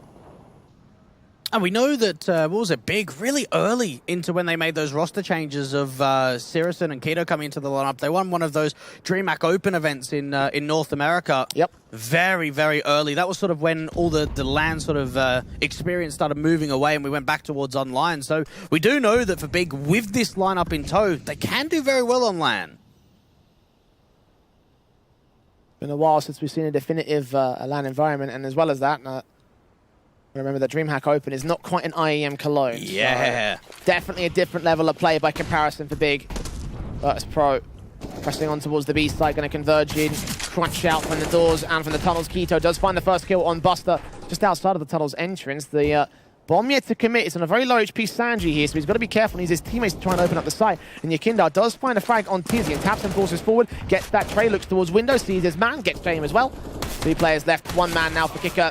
Can't do much in this one. It's a second for Big as they take the lead. Just start getting a bit of a spiral going, just wrecking the economy, making sure we don't go in that back and forth nature. And for Virtuspro, just even in this round, it's a bit of a throwaway. Just hope that you get it over and done with, get the rifles in quickly. But for Big, it's a very good response after losing the pistol in a huge, huge way. That was such a dominant start to the map for VP, and then just the return by the Germans. Scouts in. It's Big. Wait for position, wait for shots out. Constantly taken, of course, VP know that they're at a major disadvantage with the basic eco inbound. The flashes will try to get them forward at least, try and set something towards the mid control, try and overwhelm any CT players that are aggressive in that position, but fortunately for the Big side, there is no such luck. And I'm very keen to see Xantara's on LAN. For years and years, people have always said, oh, Xantara's the onliner, but so far in the play-ins, he was pretty impressive. Not impressive in that particular phase, though. A bit of a cast discuss there for yourself, Tweg. Searson and Keto there to clean things up, though. 2 kills for Keto, overwhelmed by James. AK picked up, so now the bomb can go down, and I think that's actually not even that bad for an eco. Jeez, this is a great eco. 2 kills and a bomb plant when you've got really no investment whatsoever. There could even be more. Buster can't grab the AK, unfortunately. The native tabs will finish up the job. Glock comes in close, think down. M4 picked up, looking towards Hizviun. Prior to the flashbang, he's got it to a 1 versus 1. And Searson makes his way forward. M4 just playing Ring of Roses. He's seen the shadow. Pre-fires for the Quadra. An eco clutch for Buster.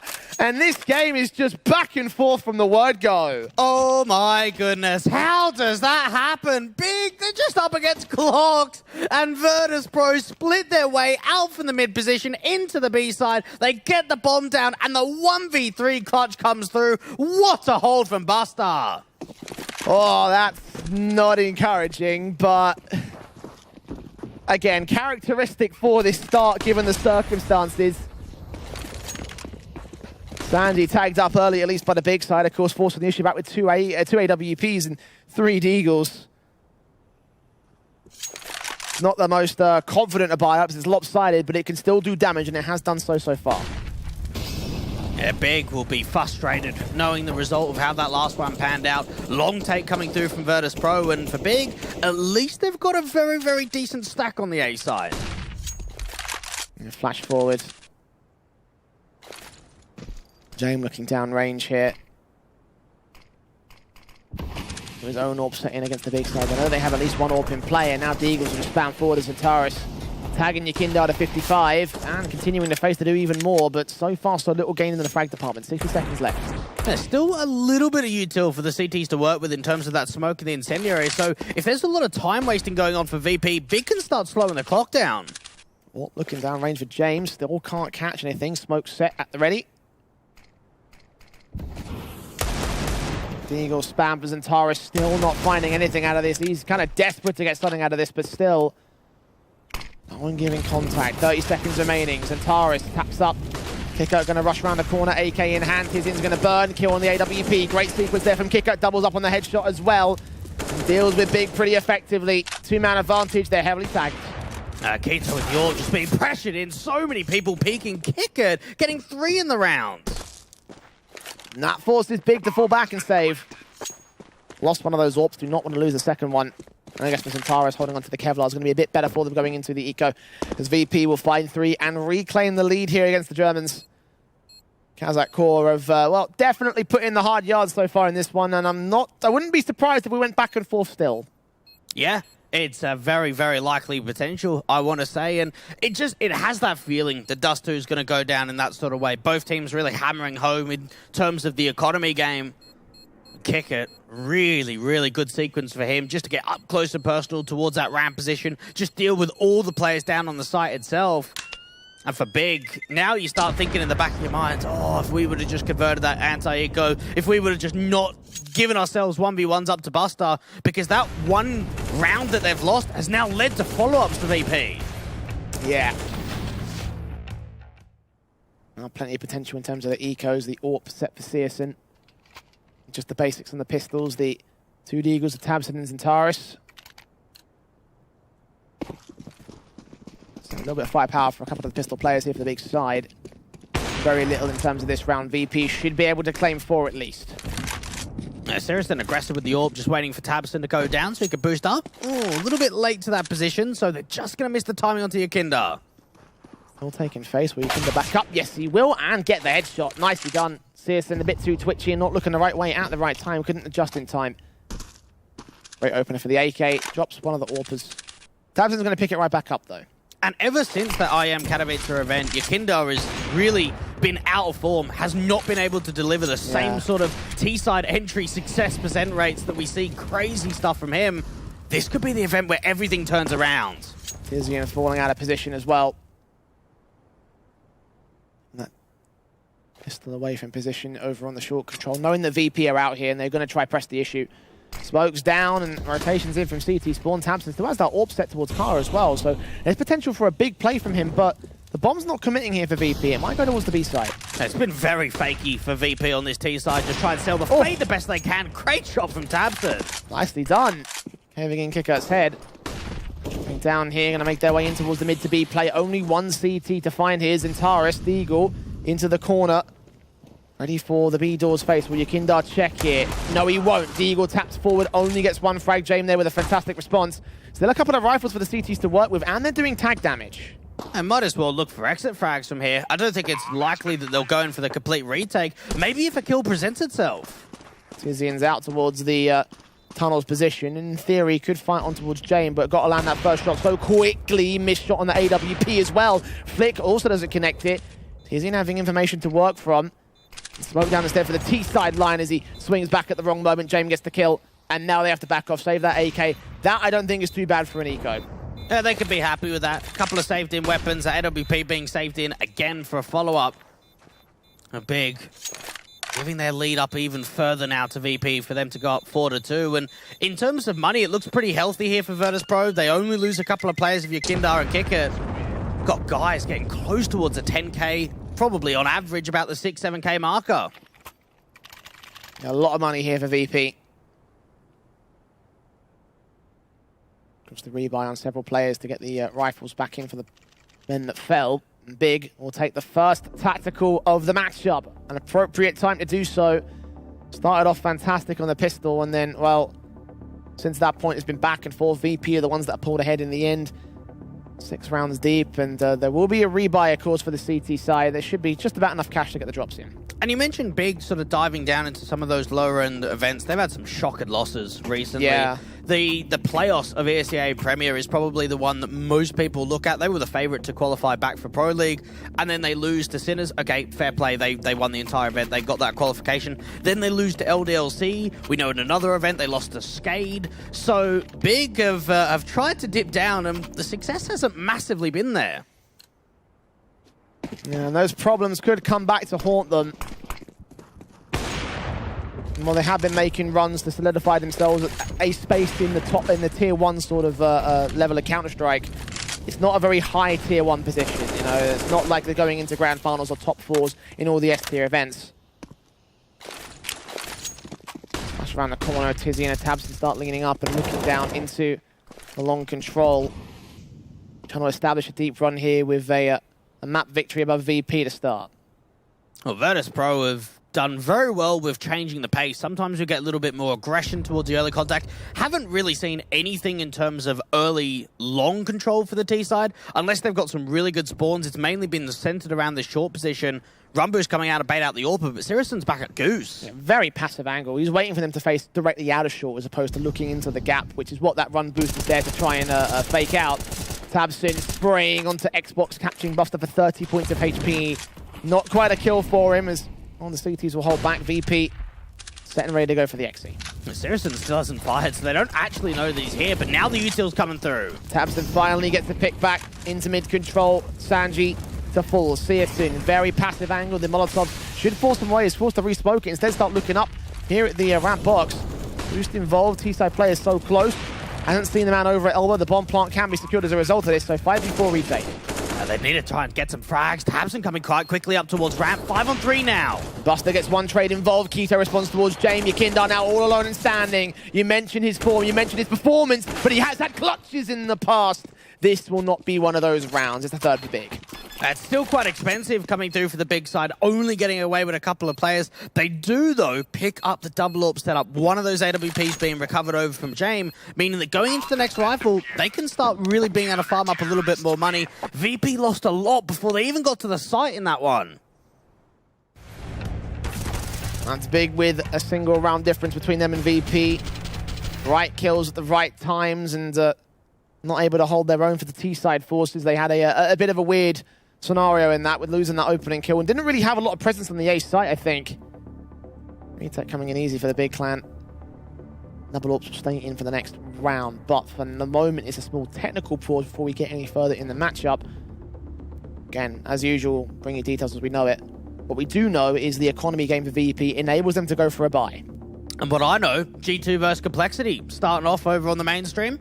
Vertigo, first map of that series, so keep an eye out on that one as well.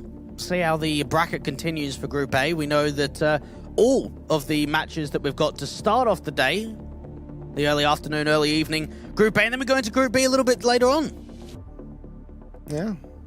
A lot of interesting action, of course, over the next week, 2 weeks. Of course, group stage week this week, so... Small tech issue for one of the players involved in server. Hopefully we'll be able to resolve it very quickly. I'm assuming it's a PC problem. Very tense looks on the big side as well at this moment. So I guess for them, you definitely feel like the start of this map up is not the one that they wanted for Dust 2, you know? And what's honestly kind of crazy is that VP and Big have played a lot of the same events this year. Yeah. But they've never had a head-to-head between one another. It's curious, like, why do you think that is? Do you think like it's just a case of just seeding going perfect or what? Well, I guess there is a little bit of randomness behind it, but I think VP have probably had some deeper runs over the course of the year than Big have, so that might be why that's coming through, but they played each other a lot last year, but yeah, not at all this year. God, look at Tabs. He's focused, mate. I can't tell if he's got his eyes closed or if he's just like rolling them because he's frustrated that we're starting a tech pause. It looks like we're ready to go though, so shouldn't be too PO'd, but yeah, Big, a lot to work for in this next round. Again, VP haven't bought yet, but they will buy now, so 4 guns out for the T side. Yeah, Virtuspro just trying to see if they can put the impact on pretty much straight away, and I guess for them, opening man advantages before they get in towards the site is going to be a big one. Might even see a little bit of an AWP duel out from mid. James holding the angle for a very long time. Who's going to peek this first? It's got to be the CT player. The question is, can James land it? And Steerson opts to fall away. Good call, because it was already being watched there. Couldn't get that mid position, and therefore will not get the opening pick. Neither will VP, though. AWP leaning up. Yakinda, AK slowing down and starting to walk up to position towards that mid doors. If Steerson seeing the head, he's caught info. But it's not a lot of info, is it? You've just got one shoulder bait of a player out from Xbox. The NWP might go somewhat aggressive out from the upper tunnels. Tabson's pushing forward 2 at short. Flash forward, but Tabson does not peek for it. Yakinda leans up to position as the smokes go down, and he gets suppressed all the same. Smoke involved. Steerson looking over. Starting to lean forward. Shot missed out just to be able to escape. Got to keep his life in this one. That's really well played from Buster. Just get the lurk smoke down, just try and bait him with the jump, try and force the AWPer further and further back, and that at least gives him a little bit more safety up towards short. Big are now retaking long. Got Sandy still held here towards the blue boxes. Molotovs are driving away though. Can't quite win the fight against the man in pit. He does the second face, and Tizian gets the kill as a result. Man advantage for Big as the execution comes in towards short for the rest of VP. Nades up, AWP looking in. Kicker catches Towson, but Keto able to respond. So, bomb dropped on site. I think the CTs are aware of it. 17 seconds. VP have got to get it planted soon, and they're going to crab walk their way forward to try and grab it. Keep their heads down, make it difficult for the CTs to get any shorter shot off, but they've got to get this bomb down. Plant now on towards short. Can they swing? Can Big get towards it? Kickers a little bit out in the open. Buster and Zantaris going back and forth. Buster tries to bail out of position. James now with the AWP, with it all to do. He's found a kill. Needs to find 2 more. Looks into the AWPer. Sees his man. Gets the double up and falls back to Gandalf. He's seen where Tizian is. The AUG waiting for a peek out. James trying to bait in some shots. Forced the man to make a mistake. He puts some more bangs on the position. And the AWP leads up, but doesn't get the connection. Good adjustment not to be. Oh, that's close. Very, very close. And for Big, they get the retake together. They give a lot of individual fights onto the AWPer. It gets to a stage, though, where we get tied up again. Even Steven. I did say I wouldn't be surprised if this one went back and forth still. Indeed, it has gone back and forth. 4 apiece. With another rebuy set for VP. AK is coming in at heavy amount of investment. Sanji, I think, has maybe dropped, an AWP there in spawn. So full on rifles for everybody. Kicker rocking the pistol, I believe. Okay, so there's not quite rifles for everybody here. A situation where for Big, following up, especially on the city economy, is going to be vital for their success if they want to start getting a bit of a roll going. Virtuspro, on the other hand, I mean, it's so slow for the majority of these defaults from T-side. Really, really running the clock, and we even saw it in that last round. Down to the last few seconds here, VP.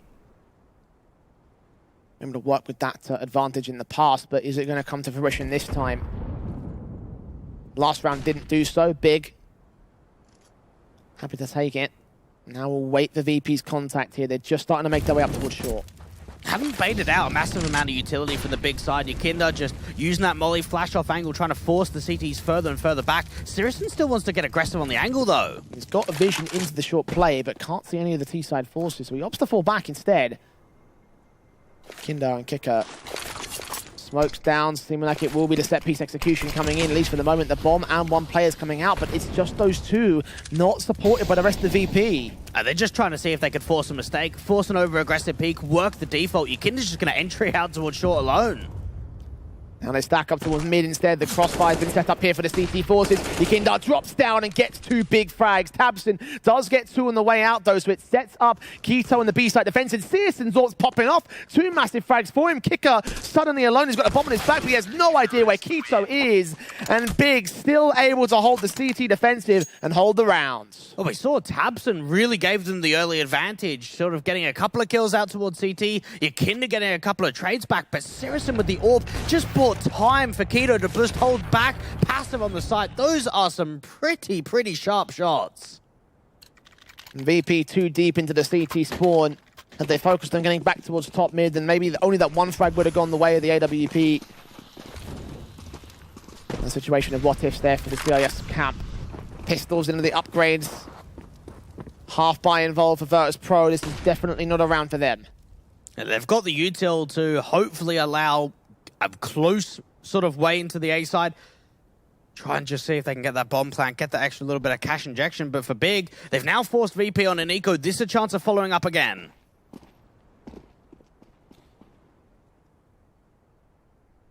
Minute and 20. Walcott, Kicker.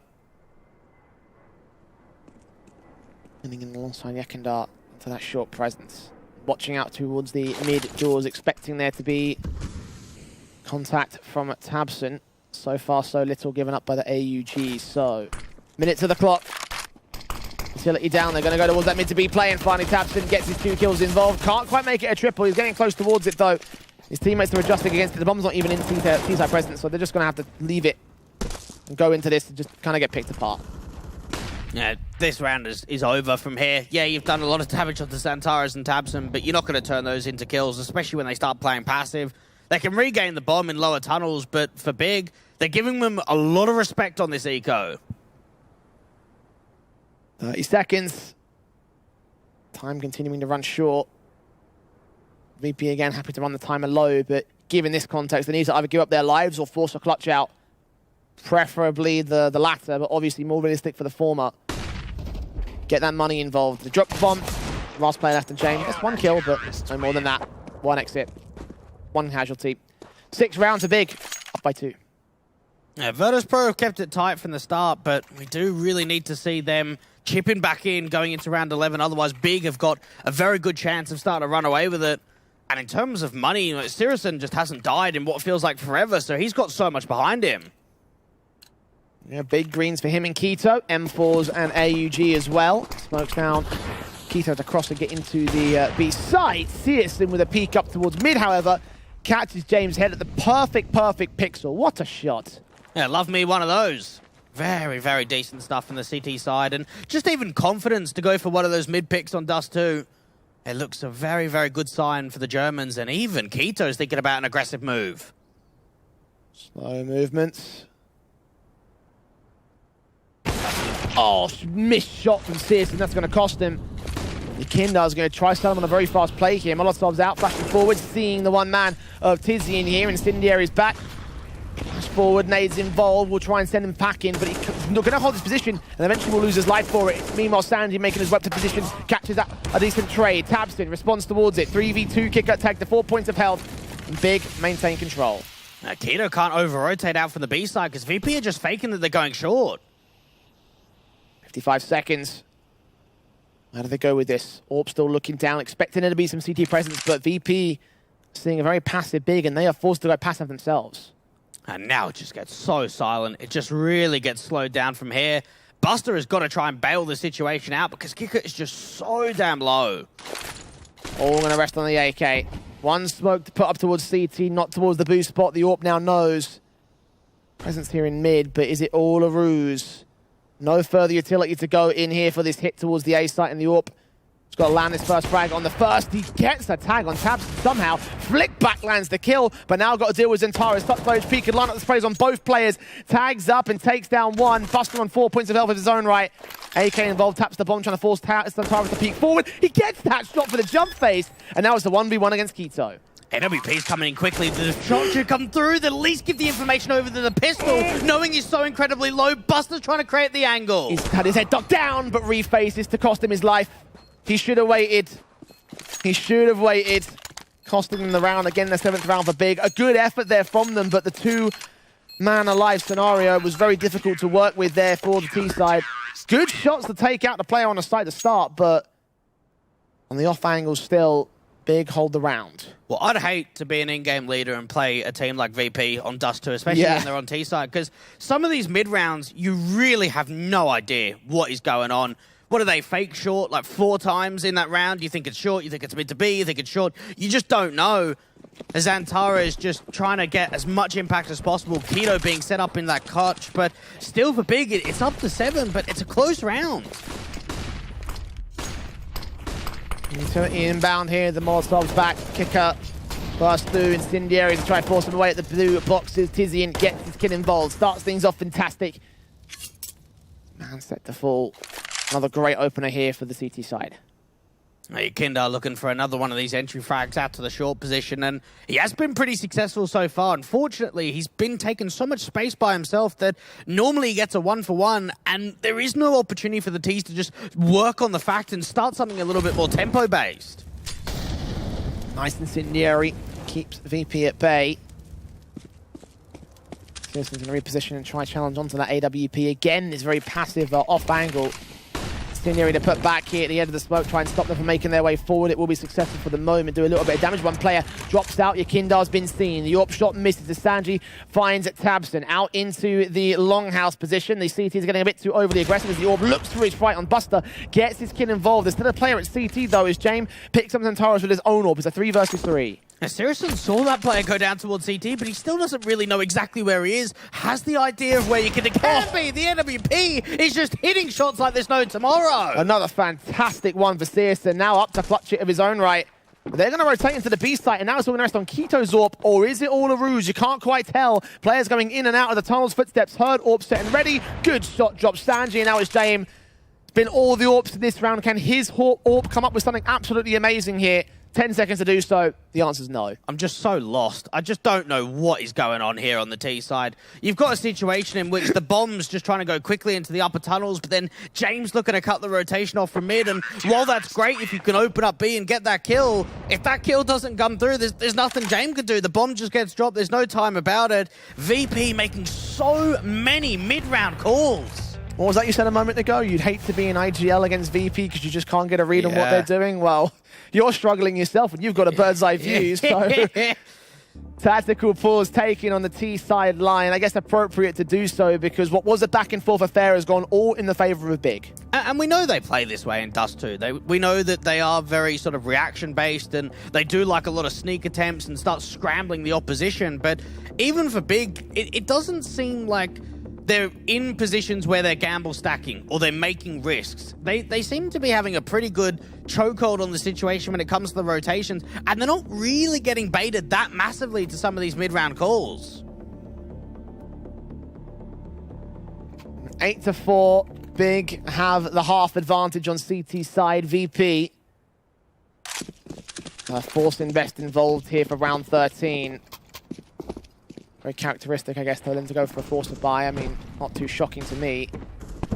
But what can they get out of it? Is there any way that they can affect things? Is there any way that they can change the pace of this matchup and stop Big from really getting into a confident position and spiraling out of control here?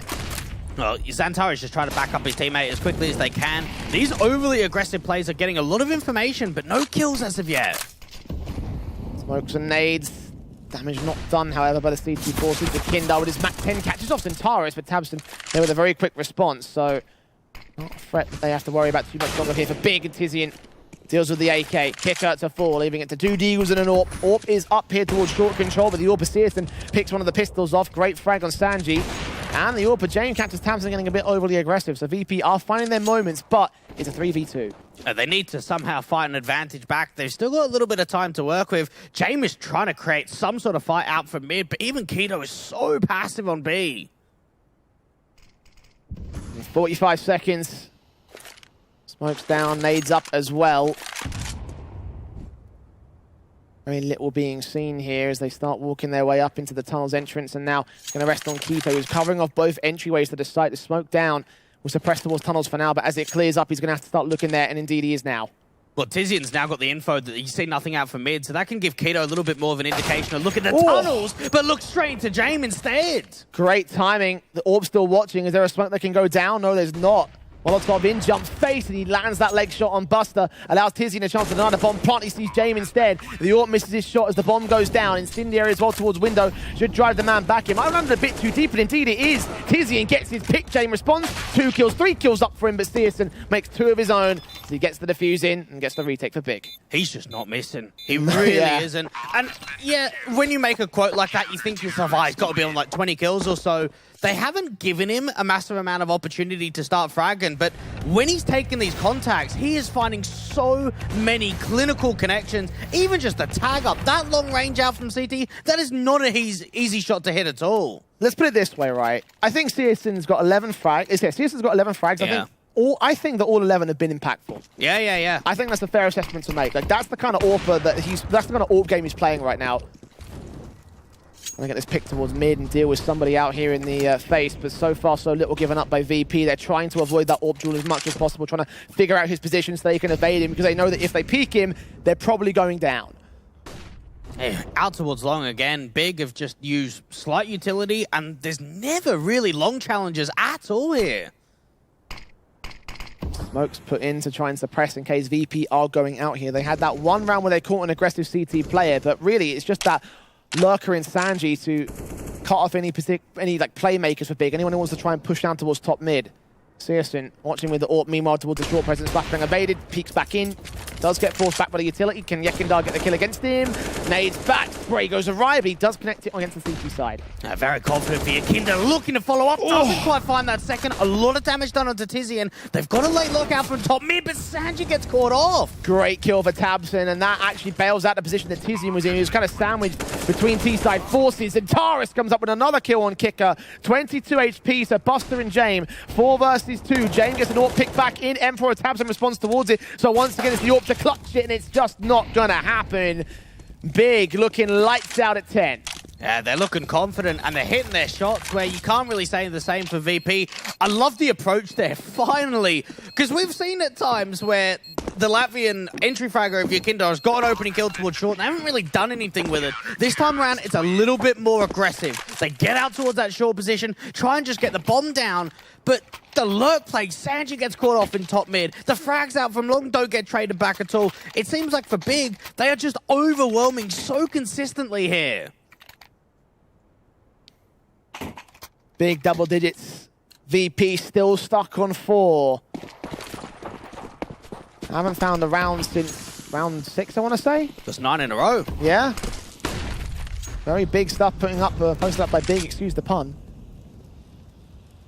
VP with one final buy here into round 15. They've got to get something out, I want to say, to carry something to the CT side, because if Big have this kind of a CT half, then what's their T side going to look like? Nade out towards the upper tunnels could do a lot of damage too. Oh, that's junky. That's a bit of a favour return back towards him. Zentaris burns the likes of Sanji, but doesn't last long in the defensive. Buster and Kicker can trade him and Tabson. So 4-on-3, Keto trying to reposition with his AWP. Looking on towards the platform angle, expecting him to be pretty far aggressive, but one jump faces a missed shot with perfectly flashing perfectly timed on the flashbang. So bomb can go down. It's retake up for Big. Yeah, that's an excellent flash just to be able to try and get them into the site. And for Big, this is going to be a really difficult retake, especially with double AWPs. 4 players set. CT players trying to reposition. They're going for a very big wrap here from the likes of Searson. They're not going to have time, I don't think, to go for this. Smoke down. Players making his way up. Can't afford to save, obviously. It's round 15. Tag up on Tizian, though. They are being very passive-aggressive about this. Big needs to go in soon. They're running out of time, and Yekindar's going to catch off Tizian, so it looks like they might just peter out of this half. One frag for Searson, but time is way too far gone here, and they're all going to fall. 10-5 at the half for Big. And for Virtuspro, it's at least a little bit of a back end to keep it on a positive, but for Big, it's impressive. It's a hell of a half for them. 10-5 as we go to the second after the break.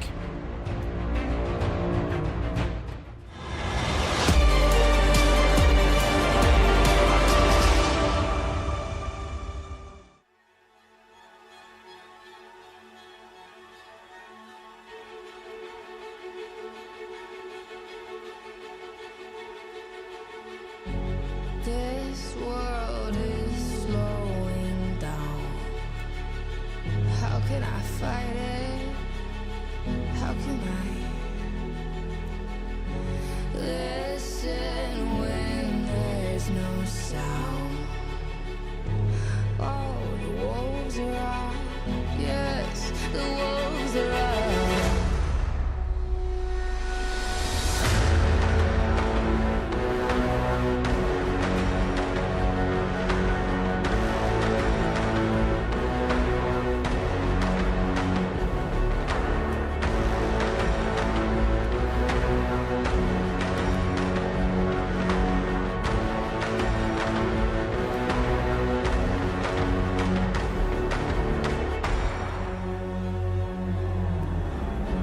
Hold on to what you found. Days are deceiving. My head is spinning round. Oh, I hear you now.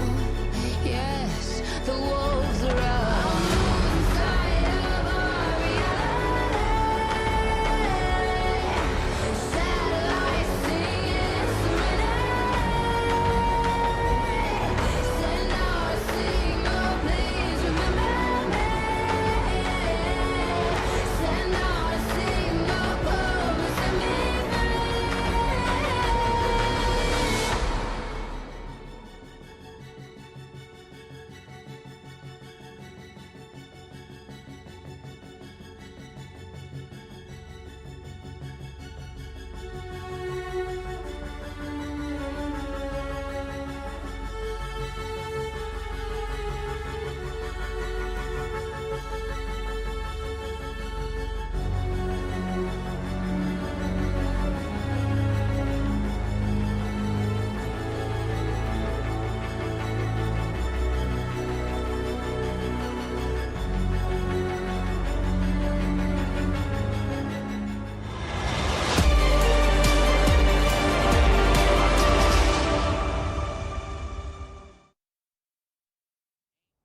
Well, they do end the streak of a massive, massive side there from Big. But is it enough, Jay? It's only 5 rounds up for the Virtuspro side. Yeah, a lot of what needs to be done, I think, going into this CT half, and it needs to be just about as good as Big's, I want to say. The pistol round where they're going to have to get started with a decent opening kill for James, tapping forward initially with his USP out, double flash smoke for Kicker. No kits in play for the CTs. For Big, his utility on Tizzy, and he's already used these couple of flashes. Smoke down to siphon off over at the CT spawn. I imagine they might split B. Very quick coming through, and even just a goosh up onto Kick It. That's a lot of opening damage being done already. Nikindar sees several T-side players out here. Can't land a kill shot. Finally gets Tizzy in the fall, but Tabson right up close and past him. And players being suppressed to the back corner. Yekindar comes up with a kill. Kicker also there to bail him out. And a 5-on-2 scenario. Virtuspro have picked apart Big in this one. Keto trying to force the issue back with 2 of his own, but only 2 of his own. Needs that 3K, and Stearson now going to have to rotate back into the A side. There's a line in for him, but he's got to get through James. If he gets his kill, though, he can get the bomb down, but not to be at all. James getting very, very fast out to the position of ramp. And for Big, they got a lot of early gooshes in. They got a lot of damage, but in terms of entries on the side, Yakinda was just staying alive for so long. Yeah, I'm surprised given how awkward it looked for him initially into the mid-control. There was another phase before that kill came in for Tizzy, and leaning in towards Zentaris. Great adjustment on the headshot and ultimately becoming the central focus of the defensive VP. Now up on a pistol and a big opportunity for a momentum swing. Saracen on the scout, looking to just see if he can get some early mid-presence, catch off a bit of an over-aggressive peak. And Fakito is actually using that room and that information to go quite aggressive down from mid, get around this Xbox position near the doors. Time starting to run a little bit shorter here. Big. Much more carefully around their T side. I mean, this was a pretty characteristic part of Virtuspro as well, running the timer so low.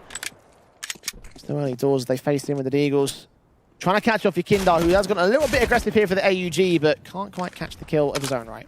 He's got to be careful about just how far he pushes forward, because the last thing they want is to lose that opening man advantage. HE going down to that short position. Ooh. Very, very tanky onto Tabson. A lot of tanky nades over the course of this matchup for both sides.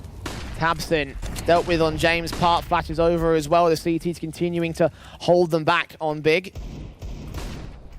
Tags forward, taps through with the Eagles, but Yakindar and Buster with the crossfire locked out. Yakindar can double up, and Bronfman drops Zentaris to clean up, or get cleaned up, I should say.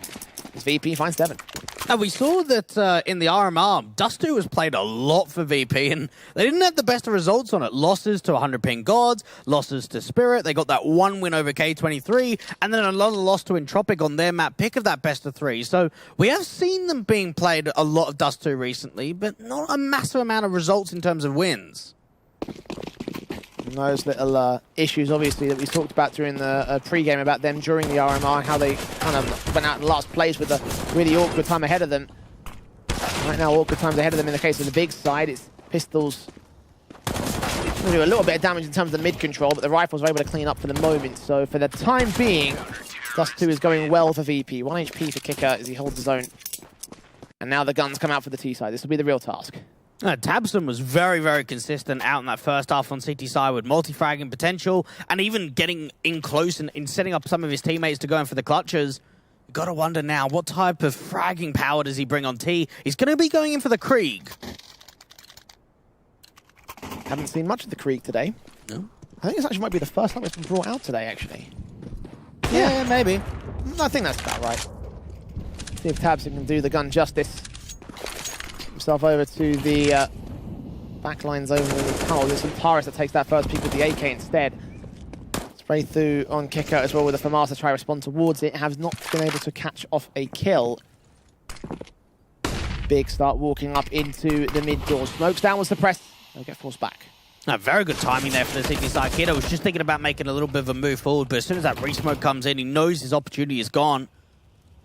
And out towards long again, Virtuspro just taking it. No real fight for the T side at all. It does seem that without those early long spawns, both Big and VP on T have just not been interested in long.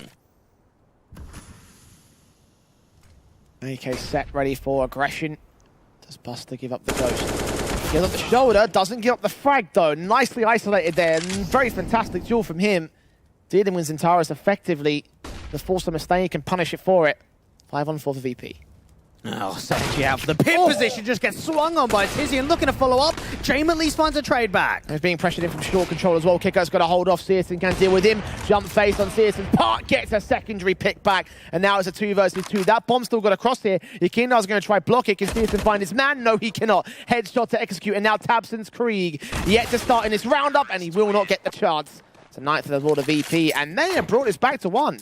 Yeah, that was a beautiful double of kills coming through for Yakindar. Searson just trying to work out for the long position, getting some real high-impact frags with the AWP, but it got to a position where you're thinking to yourself, how's that bomb going to get over? Yakindar just playing in and around that smoke, dealing with Tabson too. And you're right about this comeback.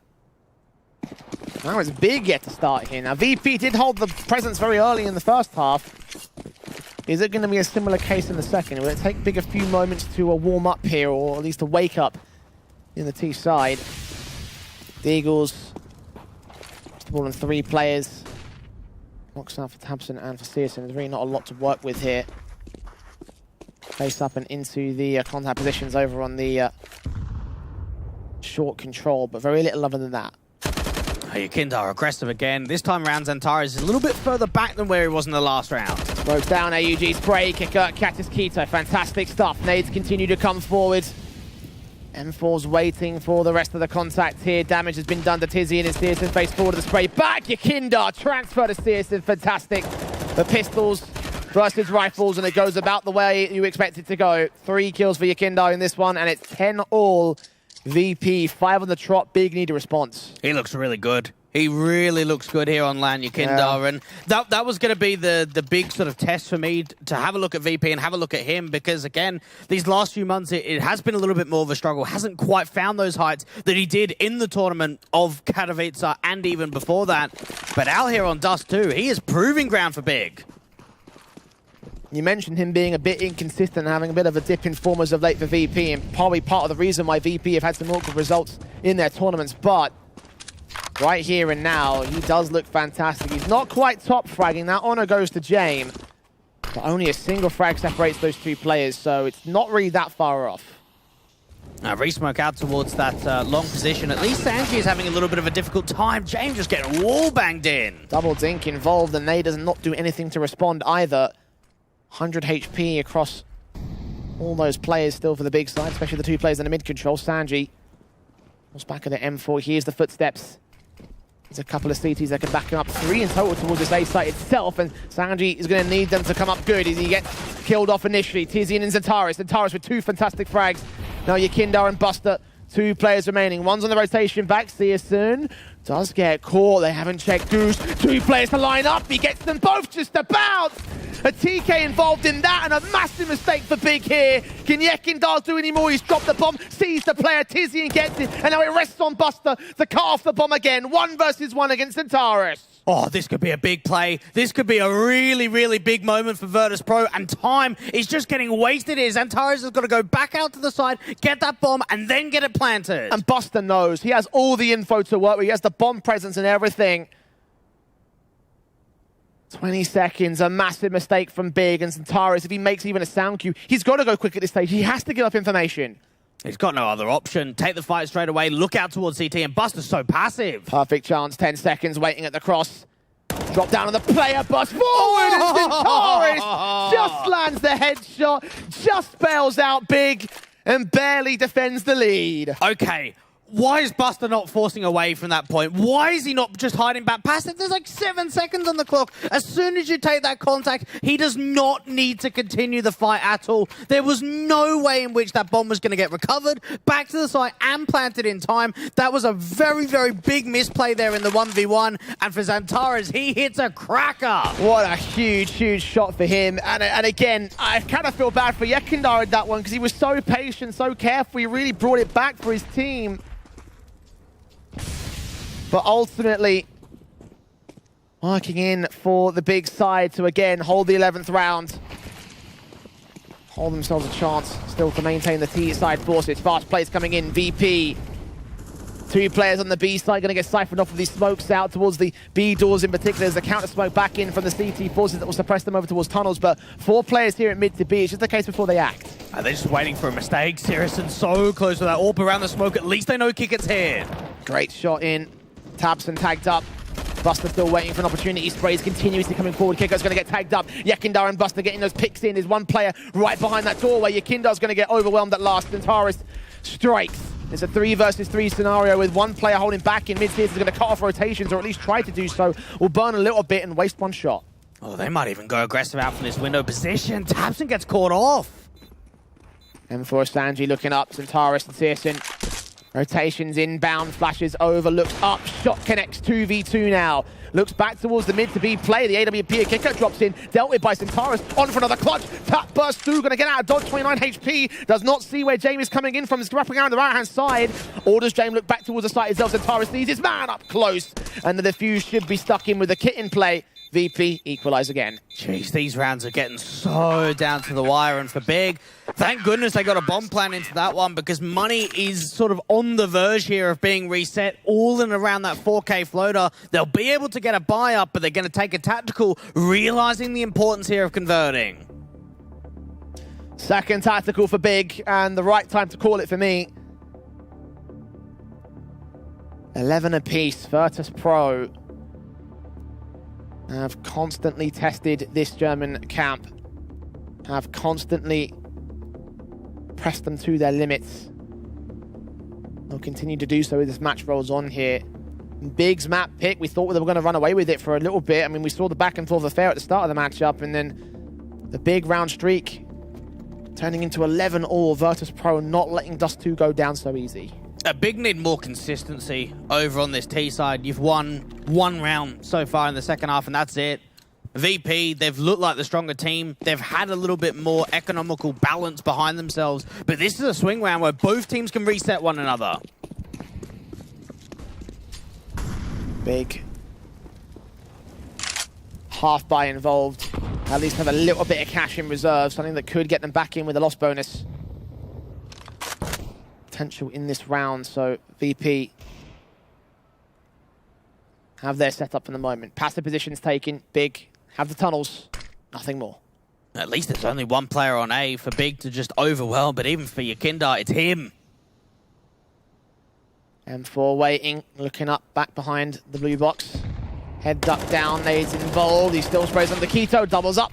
Zentaris trades it, and the Orb Buster gets smoked off here. What can he do on the site itself? Nade is a bit too early when it's thrown out. Bomb can cross and get planted, so there's bonus money as well for Big. This is very winnable for the big side. 3-on-4 post plant. It all comes down to slowing down the retake. And now they've got an M4 for Tamsin here. Are they falling away? No, they're repositioning. Okay, I thought for a second they might have gone for a save call. Iron presence back here towards the tunnels, and I believe that Tamsin is watching that position. Searson scout. Set and ready for kick-out flash forward. Does catch the man off guard. Deagle out to reface, burst through with his M4. Does tag up Kicker in the end. Deagle still pulled out here for Searson. He's kind of pressed into a corner, but does bail his way out for one good frag back. James tagged up heavily as well. Scout gets a secondary frag. Buster gets involved. Searson going the absolutely massive 3 picks for him. Buster trades it back, but he's done enough. A Scout and a Deagle involved. That's more than enough for the round. Oh, it's an eco. It's a half buy. It's not even a force invest. And VP cannot take the lead. Big. I can't believe they convert that kind of a round. And just the way that Searson ever so slightly repositions himself on the site to give him the angles with the Scout, even the Deagle connections. Huge, huge play. 12 to 11 for the T side line. Deagle's involved for Virtuspro. Forced back in with a CT forces, and they have caught vision on the first round already. Searson can't quite land the kill shot. But either way, bigger at an advantage by default. Now, Virtuspro needs something special in a round like this. When you're forced down double eco status and you have to buy up, it's not a situation that anyone wants to be in. Up on Jane being the only rifle here for Virtuspro. Trying to see something here over on this B site, but getting nothing out for it. Keto smokes up, suppresses. Wait patiently here for the T side. When do they act? You can almost feel the pressure, can't you? Yeah. Just in this sort of a round, knowing it's a force buy, knowing it's the one that could push big in the right direction of a 14-11 scoreline. 3 on B could be, depending on how quickly Yakinda gets into position. Smoke down, up. Looking up, getting top of big box. Sees nothing. Molotov's getting out of dodge. Damage being done to several T-side players. Yakinda and James come up with the kills alongside Buster. Buster still on the boost spot, however, dropping in towards the smokes. The AWP gets involved. So many frags flying away to CT side, and Big just capitulate. Dweg shaking his head, and for good reason. That was a disaster. Yeah, they run into the stack, and just everyone is firing in and around that lurk smoke. Big. They don't have the information to work with. They don't even have a mid-lurk to try and cut some sort of advantage, some sort of rotation. And it's one of the worst rounds to lose at all. Now VP, they could put the pressure on, and I look at that and think that could change the whole complexion of this Dust 2 and perhaps push VP into an upset in map 1. Boost up, James. Looking down range. So ready to deal with the pistols of Big, who are basically down to another half buyer or an eco, deco, whatever you want to call this. It's no rifles except the Scout. Have walked very far into the B site though. Just notice the map control. VP are giving up so much, and Yakinda has absolutely no idea that he's siphoned off it all alone here. He's just going to get overwhelmed. That's a frag found. VP are so far away from the site. Yeah, just save. Just don't even get in there. Hold on to the double AWP setup. And it's a situation where mid is just so open. No one has got any idea about that. And Yakinda, he knows too late. That's as simple as. This is Deagle day. Like, what with these last couple of rounds have just been a little bit samey. Awkward from both Big and Virtuspro, and you're right, there's no real need or reason to throw these weapons away when Big basically just won the round off the back of a first kill. But why was there no one watching in mid? How are Big allowed to make so much progress up there? Question I'll pose to you for the moment. They're still looking for the exit frags, the Eagles involved in particular. Kicker tagged up. I don't think they'll get contact, so yeah, they don't think they'll get any exit frags. So again, why was there so much map control allowed? Well, it's because we went for a long take for VP, and you'll always find that on Dust 2, if you go for a long take, for a certain amount of time, mid is going to be open, because you're going to have that last player supporting with util to get them out towards blue bin, out towards that pit position, and then later in the round, that's when you can start repositioning back over. And for Big, it just seemed that they had got the perfect timing and had been able to start walking out when that gap was open. Guns back in for the Virtuspro camp, of course. Double AWP still in for Buster and James. Krieg in the hands of Tabson as Big gets the gun rounds with AKs in tow. Flash forward, shots in, and Searson seeing one player in the mid control, but unable to get the kill on him. Neither a tag, all players at 100 HP. It's going to come down to the economy game, really, on who starts converting Dust 2. James posted up on angle, has not been flashed as of yet. Big just regrouping up from this top mid position. 4 players here. 5th man's watching the long house in case someone wants to push it. No one from VP will do so. It's Kicker, James, and Sanji on this side of the map. Kicker trying to take contact here towards elbow. He was back over at ramp. He's going to try force forward. Nades in. Damage done. Tabson finds the opening kill at least, so there is that. CSN tagged to 53 though. It's 5-on-4 advantage. Now, the Cities, meanwhile, making a bit of an aggressive move out from the lower tunnels. Yakinda sees a couple. How much can he find? Over the burst. Can't quite find anything. Tabson now with 2. That is heartbreaking, knowing that you got so much out of that backstab, but just unable to connect the shots. And now the AWP of Buster forced back as the M4 Sanji gets overwhelmed. There's all the orbs to defend against it. Buster with 1 pick back, no more than that. Centaurus overwhelms. James got a save. What a round for Tabson. 3 kills, and just the way in which that backstab attempt is coming through for Yakinda. Can't quite find the angle and the bullets to find the connection.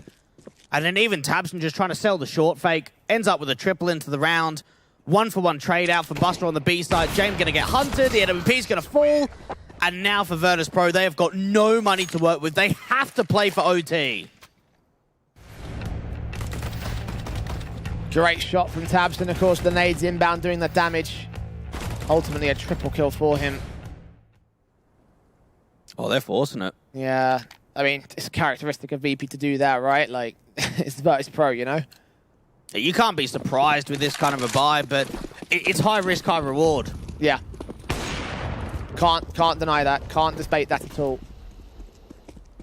If you win this round, you stop Big from getting to 15. You could equalize at 14 apiece. But Big have the firepower advantage, so you lose this. You could be going down 16-12.